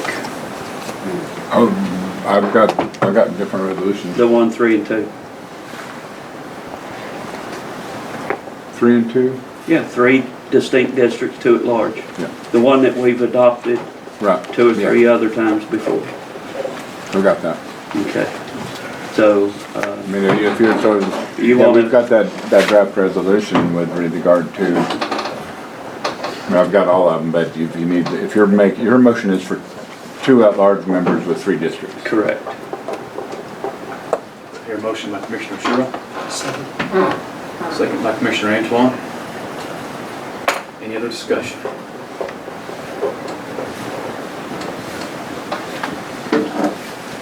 I'll help you out, Mr. Sherrill. So, this is not the end all be all. If you pass this, then it would go to the legislature for approval, and then if approved, then it would be sent back for you all to draw the lines. But would we have to approve it at that point in time? I mean, you'd have to approve the new lines before the next election. I think that the die is cast at that point if you get the local act that changes your voting structure.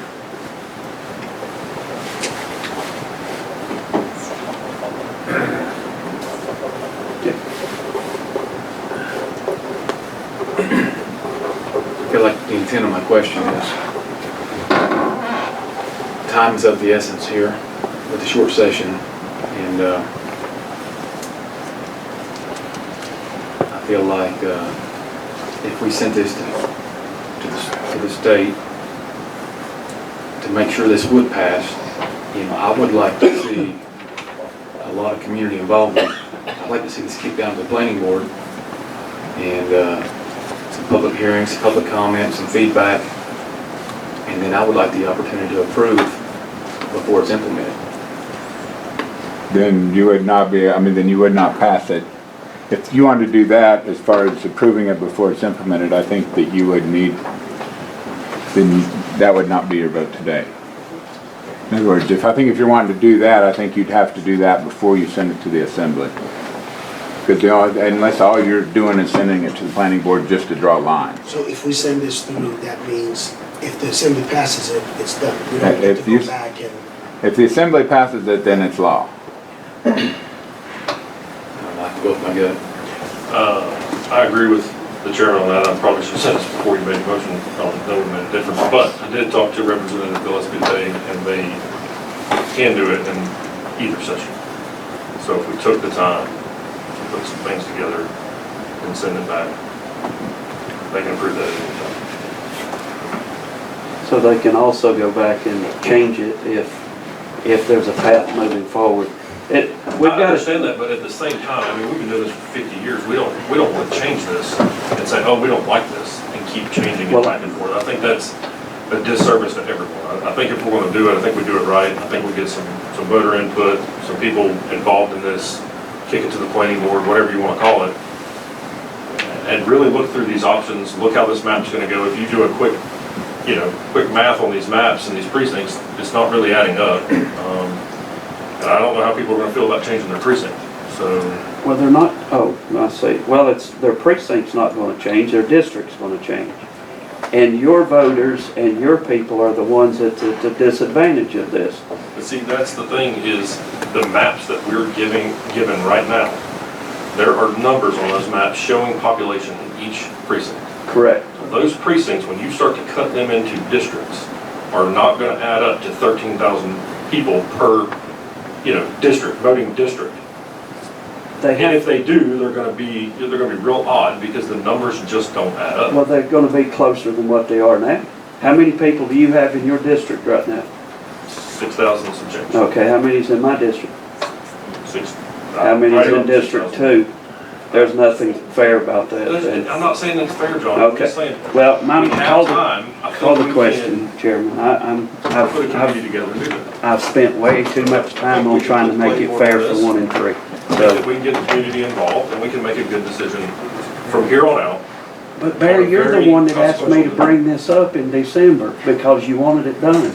You're right. I did ask you to bring it up, and I do want it done, and I'm not saying I don't. I'm just saying I want the opportunity for the community to be involved in the decision we're about to make. That's going to be a decision that affects everyone for a long period of time. I think it's fair to get the community involved, so. Okay, well, let's vote. the only thing I can say is my hope is that someone from the state of North Carolina is watching this meeting and that they recognize that this is against the law in North Carolina. So, call the question. Hearing none, all in favor, please signify by raising your right arm, stating aye. Any opposed? Motion fails. 1-4. All right, moving on. Wow. Going to jail. Discussion and update on the Fontana Regional Library interlocal agreement. Mr. Chairman, I will start off. I saw Mr. McGahat come in the back there, so you can correct me if I get off track here. But if y'all remember, 2 meetings ago, I think we had 3 amendments for consideration on changes to the bylaws of the Fontana Regional Library System.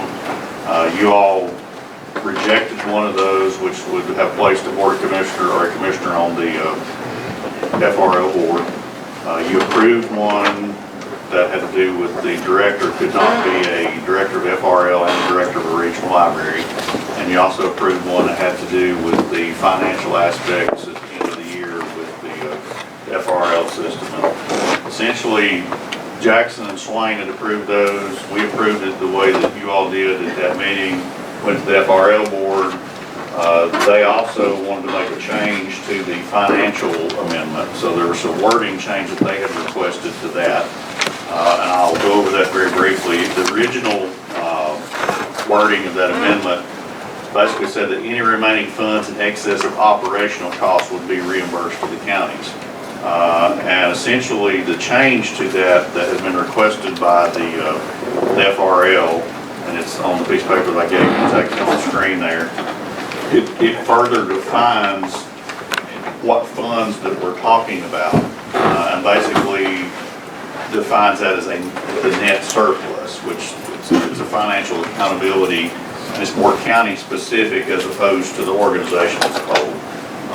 So Jackson County has approved that, FRL has approved that, Swain County has approved that change, and now they are requesting that Macon County approve that basic change. The principle is the same as what you voted on before. It's clarification of the wording on which funds we were talking about. Mr. McGahat, is that reasonably close? That's correct, instead of proportional and net surplus of the county. Gentlemen? Make a motion, we approve the agenda to the FRL agreement as presented. Second. A motion by Commissioner Breeden, second by Commissioner Shields. Any further discussion? Hearing none, all in favor, please raise your right arm and say aye for the record. Aye. Any opposed? Motion passes 5. All right, now we'll start new business. Discussion and consideration of relocation of voting precinct in Nanahaven. Chairman, I'll start off on that. It actually says now has community members, but there was some conversation that took place with Commissioner Sherrill as far as the request from some folks over there to consider that precinct location. I want to clarify, we don't make that change. That's not a board of commissioner decision. That's actually a board of election decision. If a precinct is requested to be changed, the folks will talk to the board of elections. They will pass a resolution honoring such request, send it to the state board of elections, and then they have to approve it. And then there's a 45-day notification period for the folks over there and some other public notice procedures that have to take place. So essentially, this is a Board of Education issue with the exception that you all own the building. Now, board of elections, they have some leeway to go in and use different facilities, but essentially they would like to know that if this takes place, that you all as a board, if board of elections considers that change, that you all would agree that the library over there, the new library in Nantahala could be used as a public place instead of the EMS space over there. You also remember we did a lease probably a year ago with those folks over there. I did talk to Steve Bigos, which obviously we can use the facility, but I did talk to him to make sure that coincided with wishing that we could as well. So if you're so inclined tonight to even consider it, all we would need to do is make the motion that we would allow those folks to use that, if so choosing to be a public place. Sir? I just want a request, not me. I was over there. I'll make a motion that we approve the relocation of the voting precinct if they so choose. Okay, a motion by Commissioner Breeden. Second. Second by Commissioner Sherrill. And I do want to clarify for public record, this does not mean it's moving, it just means that we will allow them to use the building, and now it will go to the board of elections for them to consider. Any further discussion? Hearing none, all in favor, please raise your right arm, state aye for the record. Aye. Any opposed? All right, motion passes 5-0. All right. Approval approved surplus of surface weapon for Macon County Sheriff's Office retiree. So I will basically just say that traditionally, when an officer retires, they are awarded their service weapon, and you all have to pass a resolution. And typically, what we've been doing with those is to make that a new business item and publicly recognize these officers for their service. We do have several of them that are actually retiring, and the 4 that you're going to recognize tonight would be Brian Hodgins, Adam Wishon, Jonathan Phillips, and Bobby Young. And typically, this is an appreciation for the service that they have done for our community and the efforts that they put forth in their career. Adam, you want to add anything since you're standing here today? No, it's just like you said, traditionally that's been a not just countywide, but I believe nationwide tradition. We've done this before, so I'd like to make a motion to approve this. I'll second it. Where does Bobby Young work? Is it in Highlands? Now, Bobby he actually was in the detention center, and he's actually a road officer now. Okay. Your motion by Commissioner Antoine, second by Commissioner Shields. How many years of service do these 4 officers? They're in the 20s. So, It's a lot. So Adam Wishon has 28 years with Macon County. Bryant Hodgins has 23 years with Macon County. Jonathan Phillips has 27 years with Macon County. And then Bobby Young has 21 years. That's very impressive for these folks to commit their life to service as the citizens of Macon County. So, All right, any further discussion? All in favor, please raise your right arm and state aye for the record. Aye. Any opposed? All right, motion passes 5-0, Mr. Tony. Consideration and approval of interlocal agreement with Town of Highlands. Manager King. D. Oh, I already had it crossed off, I'm sorry. Yeah, I did skip that. Approval of updated Macon County personnel policy manual. HR and Safety Director was team. It's okay, you can skip it as long as you just approve it. I'd already crossed it off. Already done. All right. So our personnel policies have not been updated since 2008. So we updated those primarily due to the consolidation of Human Services with the Health Department and Animal Services. There were no substantive changes in the policies. Again, the changes were mostly due because of that consolidation, and those employees now falling under the county policies instead of those state policies. So we also had several standalone policies, and we've tried to incorporate all of those policies into one manual so that everything is there together. So I am requesting that you approve those changes. Amy, may I ask a question about the use of county-owned vehicles? Sure.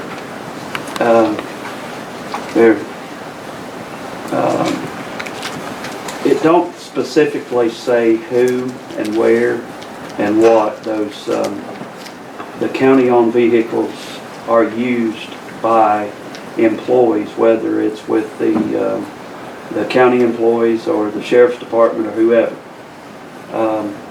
And I think that needs to be updated to include what the state law says. So there is a separate vehicle policy that talks about the use of county vehicles. And who is to use those vehicles and how they are to be used. Correct.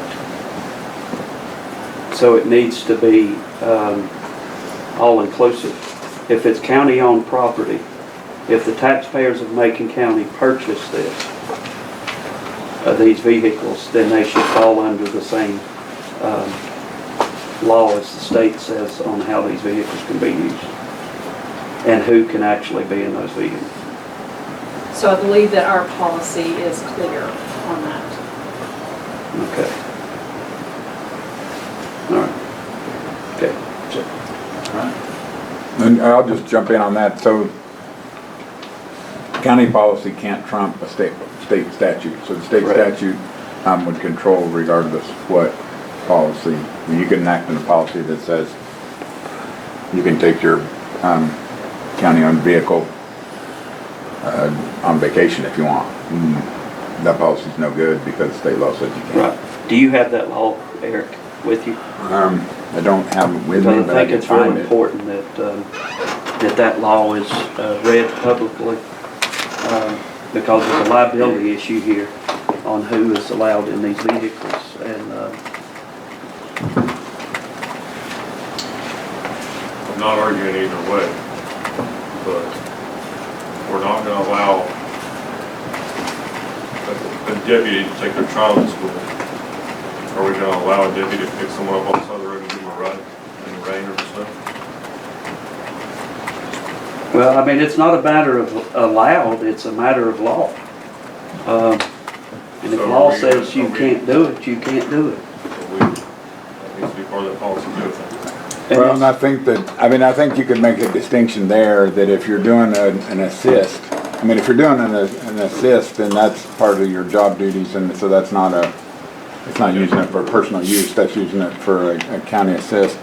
The statute is 14-2047, I'm sorry, NCGS 14-247, and the state statute says it shall be unlawful for any officer, agent, or employee of the state of North Carolina or any county or of any institution or agency of the state to use for any private purpose whatsoever any motor vehicle of any type or description whatsoever belonging to the state or to any county or to any institution or agency of the state. It is not a private purpose to drive a permanently assigned state-owned motor vehicle between one's official workstation and one's home as provided in 143-341 AI-7A. It shall be unlawful for any person to violate a rule or regulation adopted by the Department of Administration and approved by the governor concerning the control of all state-owned passenger motor vehicles as provided in GS 143-341 8I with the intent to defraud the state of North Carolina. So that first paragraph would trump any policy of a county. I'll make the motion that we approve the updated personnel policy as presented. Your motion by Commissioner Breeden. Second. Second by Commissioner Sherrill. Any further discussion? Hearing none, all in favor, please raise your right arm and say aye for the record. Aye. Any opposed? Okay, the motion passes 5-0. All right, now, consideration and approval of interlocal agreement with Town Highlands. Mr. Chairman, in your package, you do have the interlocal agreement. Essentially, the Town of Highlands approached us. They are working on a dredging project at Bear Lake. They have been filtering out the soil that's coming out of the lake and draining it and trying to find places to put it.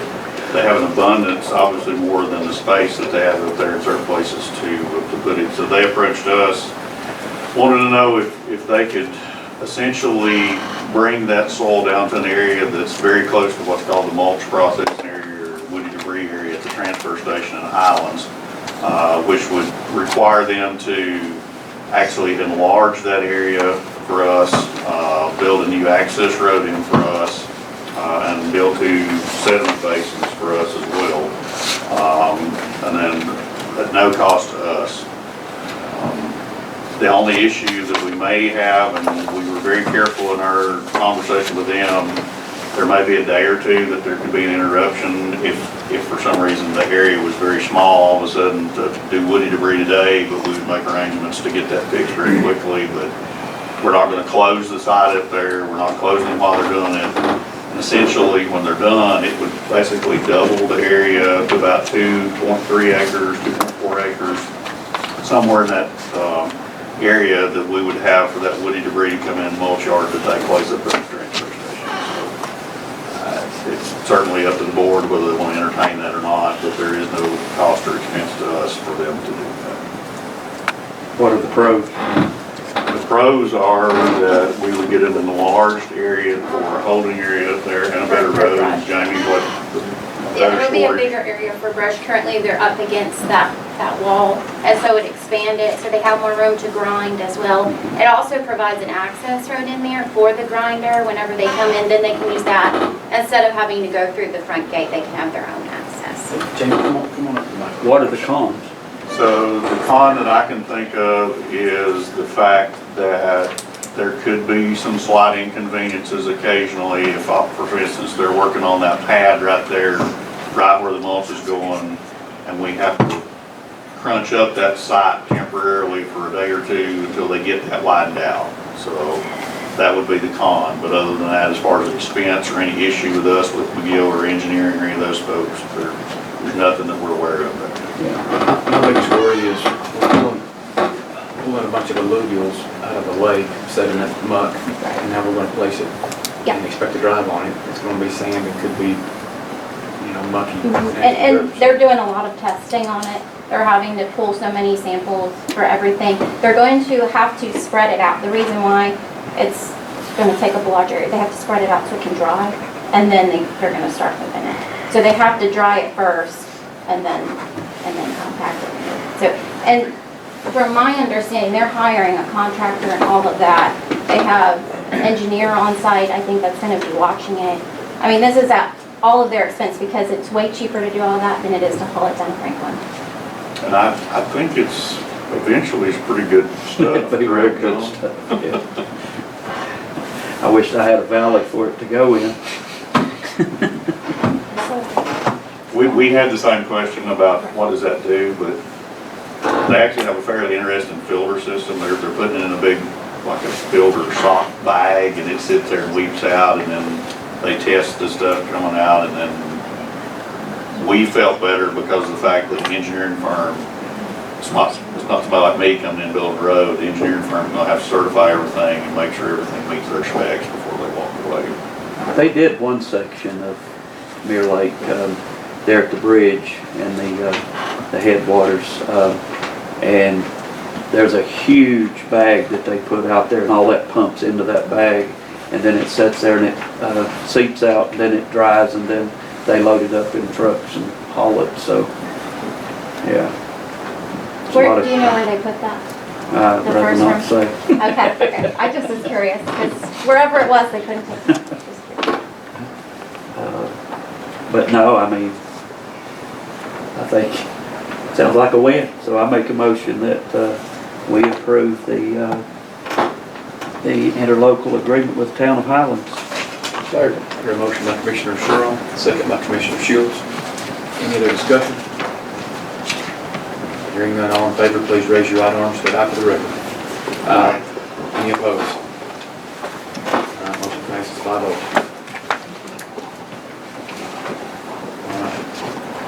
Item F, update on capital priorities. Manager Kelly. So I guess I'll basically start. Of course, we had our mid-year review. We talked about the priorities and how you wanted to go about through our budget planning process. And I think it would benefit all of us to have a very open discussion on what your priorities are, particularly when we talk about capital, big expenditures. We talked about the rec park earlier, about, potentially committing $650,000 to future grant, which is better than committing $1.1 million by every way you look at it. But I think it would help us to have that open discussion and kind of hear from y'all what your priorities are and what you really want us to look for this upcoming budget. You want me to go ahead? Well, one thing, manager, that I've been on this board for 3 years, going into my 4th budget cycle. And one thing that comes to mind, I know it's not capital, but and you're going to be working on this, but we need to get to the bottom of the pay scale for all of our county employees. And it don't need to be one department, it don't need to be 3 departments, it needs to be across the board with a detailed comparison of what the pay scales are across the state of North Carolina. When you do the population, the cost of living, and the benefit packages and everything else that the county, and this is a career. This county offers a career path. So when you start, you're going to be down here. Once you get up to 15 years, you're going to see the advancement. By the time you get to 30, those things need to be laid out so that we all can see that. And because if we're not paying our county employees what they should be, then by all means, we need to get to the bottom of it. And not feeling like that one department should come in and ask individually. We need to do it as a, and I don't think that we, realistically, I don't think we need to hire a firm to do this. It's going to take a little time. I think we can do this, and I'd certainly be willing to do a little legwork, but I think we need to be fair to our county employees as well as being fair to the taxpayers. And then the other day, I presented a list of things that I would love to see, and it's a pretty extensive list. I mean, we've got, and not that we're going to be able to do this in the 26-27 budget, but we can certainly have a conversation. A new justice center, which would include a new jail and a new courthouse and potentially a new sheriff's department. We need to get to the bottom of the needs for the senior service center. Continue moving forward with the Macon County Rec Park. Of course, the pay. Continue to identify buildings, county-owned buildings that are in need of repairs. The fire training facility, the armory building, the Highland School soccer field, if there's ever a path moving forward with that, a realistic path moving forward. And also, I think it was mentioned last year about the driver training facility at SEC. I mean, I think that's would be a huge impact moving forward to have CDL training in this part of the state, because it is a pain. And if you look around at different trucking companies here locally, people, CDL drivers needed. Well, it's a pain to go to Asheville. I mean, when you go to Asheville to do it, when you take your vehicle over there, everything has to pass federal inspection before you can take it over there. So that's in itself a pain, especially if you use this stuff out on a farm or construction business, stuff like that. But and just and focus on what we can do to economic development drivers. What can we do as a county? I get asked all the time about, what can you guys do to bring in development and stuff like that, and businesses. Well, we really don't have anything to offer other than permitting and stuff like that. We don't have water, we don't have sewer, we don't have roads, so we're very limited on that. But those are just some of the things that I have on my list. But we do have a CIP plan that we put together a few years ago. Were you with us then? And that, go back for reference, all right? Yes, we have the CIP plan we do every year, plus we have the space needs study that we did in 2019, and we've knocked off one or two of the things on that list, but the Justice Center's a big one, Senior Center's on there, Board of Elections was on there, so some of those are still lingering on that space needs study that we did in 2019. Well, I did fail to mention removal of the offices in the basement of this. Also, finding a new home for the Veterans Affairs Office. Let me just say one thing. I hear what John's saying about the veterans thing. When we discussed this, when I discussed this with the leadership of the veterans, they were a little concerned, and I think we were saying about the community center, moving them out there. The lack of, they just didn't feel secure in that arena. If you're up here where I call it the old mail, yeah, then you've got security all around you. And there's some veterans sometimes that just, they get out of character. I may be one of them, but when it happens there, they just want to feel more secure. And I think they'd like to have input on that. I talked to Lee again the other day. She was really concerned with the security out at the community center of people just being able to walk in without going through the process. If you go over there now, you've got to ring the bell, there's cameras watching you and everything like this. So I think security at the community center, that's what we're still talking about, but definitely has to be upgraded. Yeah, I don't think we're identifying any particular place. I think that if we just have some general idea on where you want us to focus our attention, I think that's enough for me to know.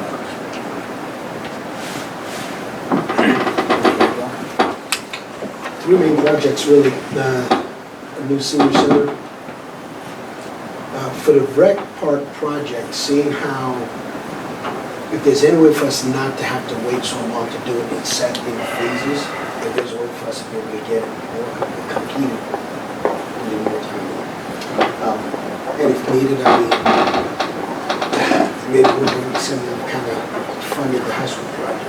Maybe take partial funds out of fund balance and finance, the rest of the time. I don't know if that's possible, but we'll get to that. No, absolutely, and what we can do for the budget process, if we know those projects going forward, we're going to focus. We do projects every year. We've done a bunch of them over the last year. We'll show you the operating budget in June, and then we'll add projects as we go through the year. If you would like, what we can do is we'll still show you the operating budget, but if we know we want to commit $1 million or $2 million or whatever that magic figure is to one or two of these projects, we can go ahead and appropriate that or show it when we do the budget process. Now, point blank, to be honest with you, that's going to show that your budget increases. However, it's not really, because the money's already sitting. It's like you're pulling out of the checking account to pay the bills over here. So it looks like you're increasing it, but you're really not, because you fund those projects during the year anyway. So we're perfectly okay making those assignments of those funds to make it very clear for you in the budget process. Here's what we're operating off of. Here's the project list, and this is what we're going to commit to. So we can certainly do that. Definitely the rec park project and the new justice center.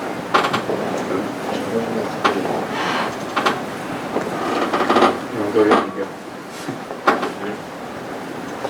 I think, obviously, New Justice Center, that was part of the space needs analysis, the senior center. I think those are worthy causes. I think the rec park, we could get that done quicker. That would be nice. I would personally like to see us make a plan, maybe set that up, make a plan for some indoor gym space. We're just outgrowing everything. I've had several calls about, basketball practices or volleyball practices or whatever they are, and there's just not enough places for our youth to go. I mean, we're talking about building a jail to house people, and we should be trying to inspire the generation to do something besides go to jail. And maybe having those places they can go after school and play basketball or pickleball or volleyball or whatever the sport is at the moment would be quite nice. I'd also like to see that facility have a pool in it, you know, an indoor pool. I know there's been talk of covering our pool, but I'd like to see, you know, one big facility with some indoor gym space, maybe a pool that our swim team could use all year round and the community could use. Well, and I'll also say Mr. Shields at our business advisory meeting the other day, we had a presentation from the Boys and Girls Club cashiers, I believe, and they are actually looking to expand the services they provide, and they need a facility. So we even have those groups that are looking for those facilities. So that kind of fits into the conversation we heard from them the other day as well. Well, I think it was last year, Lindsay, correct me if I'm wrong, but when Mitch came from Davenport to fund that CIP plan at that time, it would have taken 2.9 teams. Is that correct? So I would also like for us to try to find ways to actually fund the CIP plan so we can start moving forward on these projects. I think if we could figure that out, of course, if you had a quarter of a penny increase on your sales tax, that would be a great start to funding that capital reserve fund. And I think we could do a lot of projects if we were able to do that. Ditto, Mr. Breeden. We have a group that's been working on this. In our last meeting, last month, you passed a resolution that we could take that quarter of a penny sales tax to the voters and punch me if I'm going too far. We're in the process of starting the marketing piece for this that will go into voters, information for them.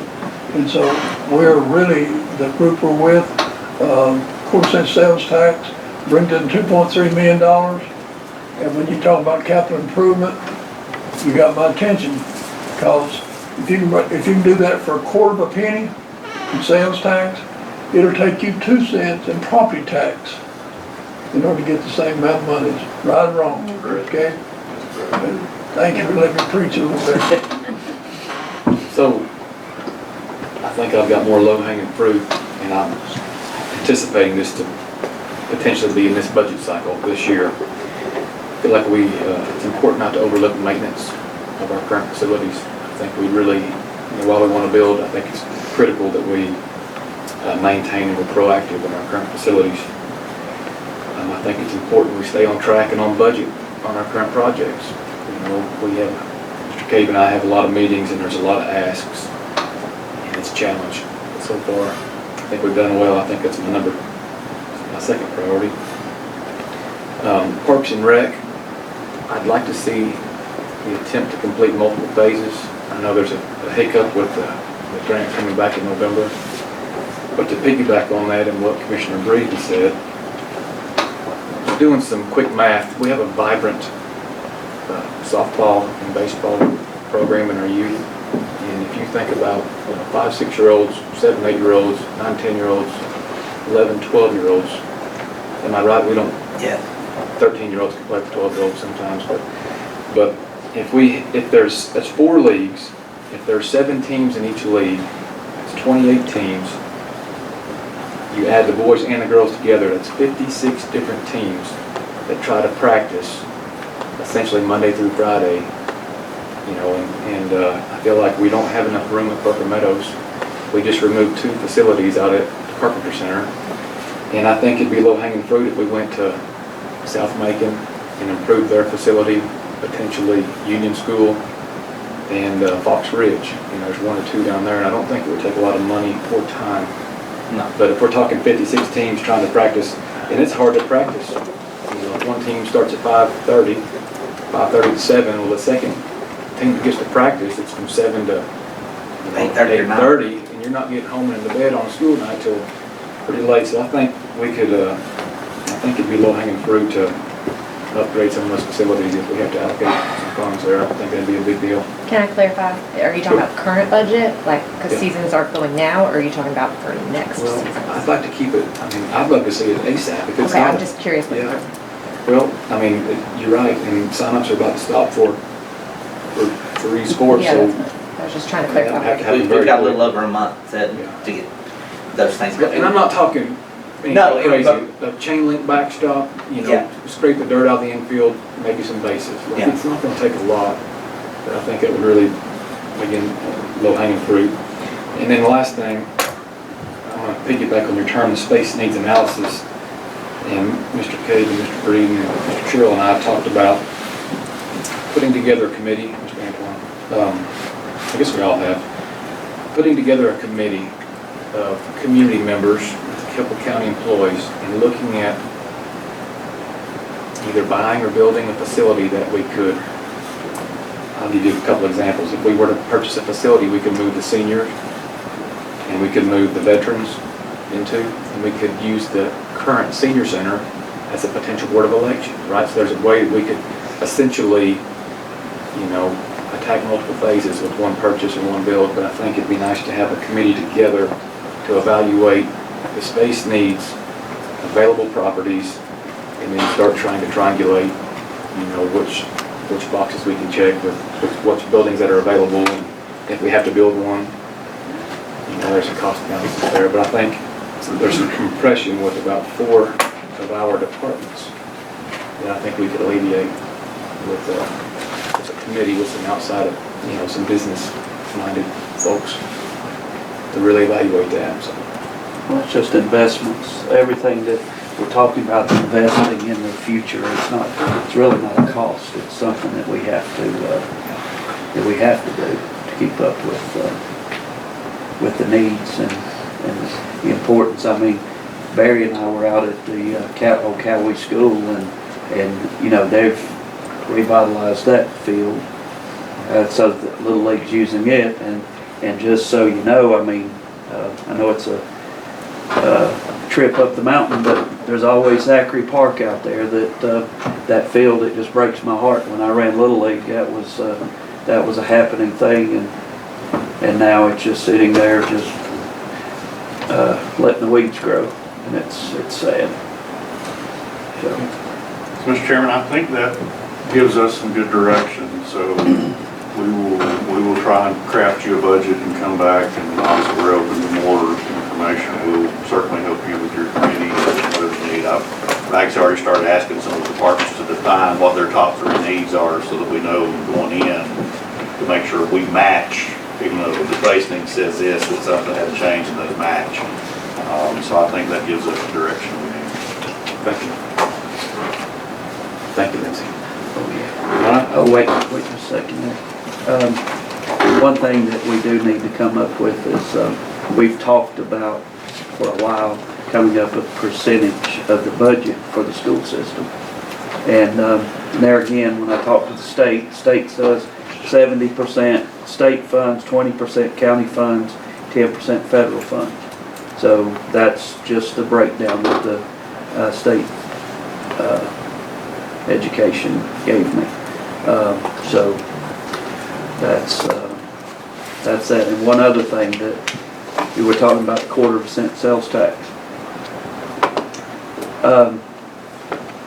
If we come up with a plan and we break this fund balance down into a undesignated fund balance, whatever that percentage is, 20, 25, 30%, whatever it is, and the rest of that money goes into a capital improvement fund, I believe people would be more likely to go along with that sales tax increase if they knew where their money was going. And the way it is right now, the sales tax increase is going into the general fund. And while we have an enormous amount of money in the undesignated fund balance, it leaves a bad taste in people's mouths. And so, and like I've said, it's not going to affect me. I mean, it is, but it's not. I mean, I'm still working, so it's not going to hurt me. But if we had a path moving forward, and I believe people would would understand it and be willing to go with it. I'll agree with you. I think our team, the quarter of a penny person, it's up to us to develop a marketing plan that the people out here in the community, the voters can understand. And that's why it's very, and I emailed you, that it's very important that this group knows what your CIP is. If we reviewed the one on 24, 25, we looked at that, that gave us a lot of conversation this year. But he's right, people want to know what's the money going to be used for. And that's why when I sent that email the other day, this is an important discussion that we're having right now, so we can use it to let the public know, and within our marketing plan, what the money's going to be spent for. Yeah. He's right. So that's just a thought of what we would actually commit the undesignated fund balance in a percentage. 20% recommended by the state. I have no issues with 25%. I have no issues with 30%. And I think you could even do that to where you could set it, if you set it at 25% and state that it should never fall below 20%. Just if something happened and you needed that additional 5% for some natural disaster or something like that. Because really that's what those funds are intended for, is for natural disasters. So the state does not have to come in and bail out the county when something happens. I will say, I think I spoke with Commissioner Breeden on this too. There is a financial policy that was adopted. It was mainly when we went out for the bond market for the high school. It helped us. And you did adopt this policy that says that at the close of each fiscal year, we'll have 25% of general fund expenditures and current debt service payments. But you want a targeted unassigned fund balance equal to 30%. That's your goal. So your minimum 25, you want the target of 30. But in the event that the funds are available over and beyond that, you can transfer those to debt service, capital reserve, or capital projects at your discretion. So that already is in our financial policy. Okay, so that would be the amount of that's in the undesignated fund balance should be set aside for capital improvement funds. So at your discretion. Yeah, and so if that happens, and I'm just going to give you a real quick one. Got the little farm in Indiana. The county government sent all of us a letter, all property owners, and they needed to raise our property taxes, and they were going to build a new jail, a new courthouse, and a new sheriff's department. They gave us an exact amount that they needed to raise our taxes. They gave us an exact cost of what it's going to cost to do that. They also gave us they gave us a plan, and they told us that once this was completed, we're going to lower your taxes. And they did. So that's transparency and getting people to understand what the needs are, and I really believe people will go along with it. Has to be identified. That's our next move. Thank you, gentlemen. Looking for a motion to approve the consent agenda. Motion to approve the consent agenda. Motion by Commissioner Breeden. Second by Commissioner Antoine. Any further discussion? Hearing none, all in favor, please raise your right arm and state aye for the record. Aye. Any opposed? All right, motion passes 5-0. Now, appointments. EDC. So I will start, and Eric can pass up the ballots. We actually have an abundance of folks, when I was starting looking at the roster, that have either just expired or will be expiring at the end of the week. Then we have a vacant seat, and then we had a couple of folks that decided not to come back. So contrary to what I actually had put on the agenda, we actually have 8 seats that we need to fill. I only have 2 members at the moment. So I think, Eric, you have 4 applications in your packet. So even if we approve all of those today, we still need to re-advertise and have some more information. And that's out of the EDC, that's Yes, just economic $99, development. right? We're going to try to get 4 out of the 9, is that what we're? There's actually, I think, only 4 on there, correct here? Yeah, so we've got 4, We've got 9 positions. we got 9. 8. Well, there's 8 total, so to be perfectly transparent, there was an old set of bylaws and a new set of bylaws. The old set of bylaws says 8 members. I can't find the approval on the 12 members, so we're gonna clarify whether it's technically supposed to be 8 or 12. But right now, we sit at 8. I have 2 members, I have 6 vacancies, so out of the 6 vacancies, we only have 4 votes there. And at your desk, you actually have the list that has the name of the 4. We did not do a ballot, individual ballot for this. So you've got a list in front of you.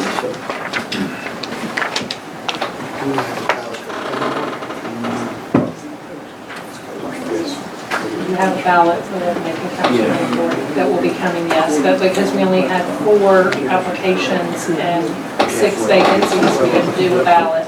So Eric was the recommendation to do a single vote. Yeah, so if you want to vote on them, we can make ballots, or you could just approve the 4 that have applied, and then Make a motion that we approve the 4 that apply. So, okay. I hear a motion by Commissioner Breeden, second by Commissioner Shields.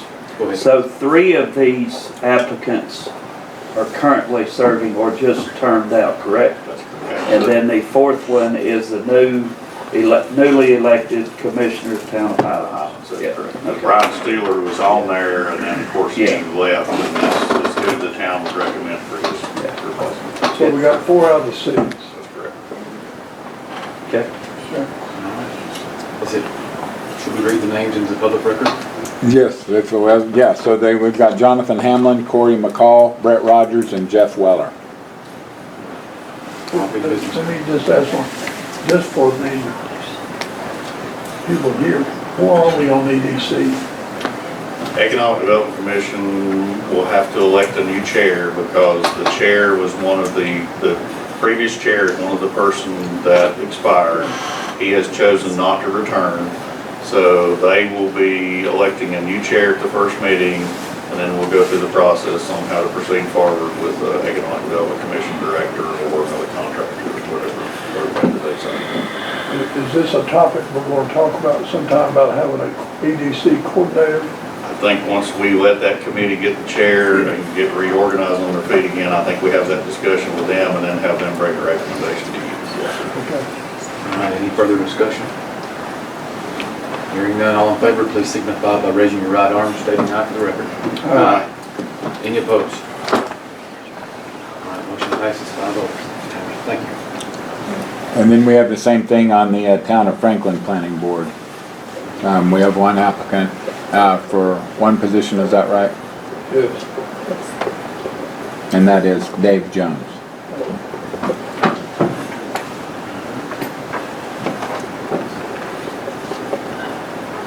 Make a motion that we approve Dave Jones to the Town of Franklin Planning Board.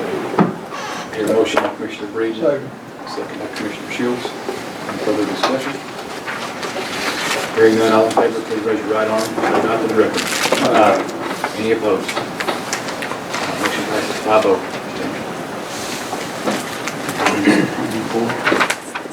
We missed the B for the planning board. No, it's coming. Oh, First time we just went, Oh. knock that one out. They put those 2 together. oh, okay.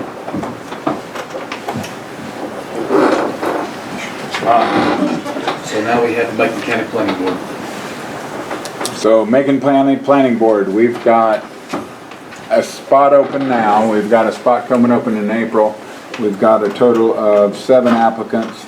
And so we're going to go ahead and vote for 2. One of them, I think, would go with the top vote getter would come on now, and the second place vote getter would come on in April when at that board meeting. Although I don't know when your next meeting is. Do you have a meeting planned? We'll have a meeting in April. We'll have a meeting in April. So both of these will be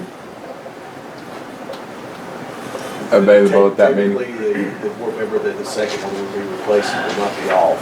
Until after the April meeting? So that would be the May meeting before they will be. Okay. All right, so we're down, yeah. go ahead, is there anything? No, I think you got some really good candidates. I do. You got a good list of candidates there, so I think. And so I've got ballots. Tammy, was there anything else that you had did you have anything you were passing out with regard to? No, you have the ballots on that one. Yeah, what you were printing out, I think earlier, Oh. did you want to do that? So you're voting for 2, and so have to have a majority rule. If we, depending on how this works, we may vote and vote again. Okay, so And who would actually do they have be of these the on 2? there? I just got one set of. Okay. You're gonna vote for, you have a ballot, you're gonna vote for 2. Right, but if we revote, I don't know that I I have any. extras. You have extras, okay. Make sure. And so you're voting for 2. This is for you. Who you're voting. Oh, yeah, these folks here.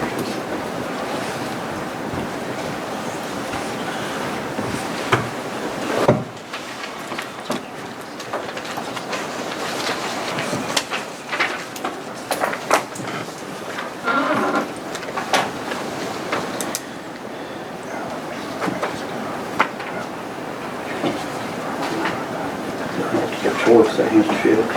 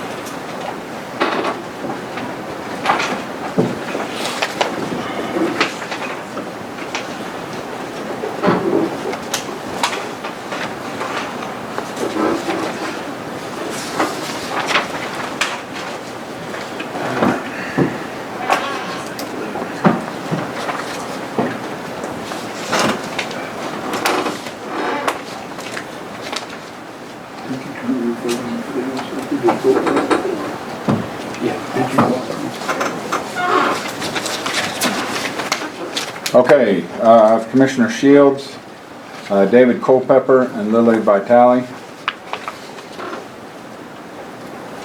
Chairman Young, David Culpepper, and Larry Lackey. Danny Antoine, David Culpepper, and Michael Mathis. Barry Breeden, David Culpepper, and Larry Lackey. And John Sherrill is David Culpepper and Larry Lackey. That gives us 5 for David Culpepper and 3 for Larry Lackey. We have majority vote for both of those. Unless somebody sees some way that a second vote would change anything, I think that is up for approval. Motion to approve. Second. Here, motion by Commissioner Breeden, second by Commissioner Sherrill. Any other discussion? Hearing none, all in favor, please raise your right arm, state aye for the record. Aye. Any opposed? Motion passes 5-0.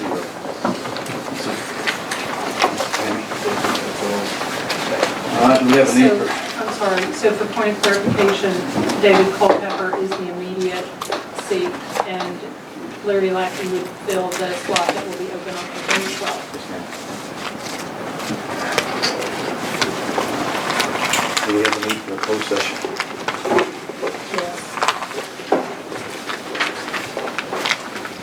Yes, we have a motion, we need to go into closed session under 143-318.11A 4 or 5, which is personnel. And Warren and I's hope there will not be taken any action following that. Make a motion to enter closed session. Motion by Commissioner Breeden. Second. Commissioner Anthony. All in favor, raise your right arm, state aye.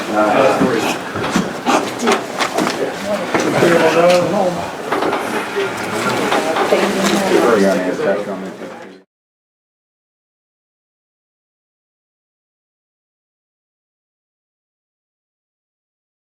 Where'd they live?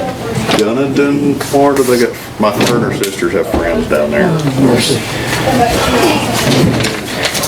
Right near Clearwater, maybe, somewhere around there.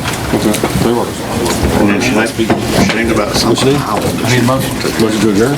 Motion by Commissioner Reed. Second by Commissioner Antoine.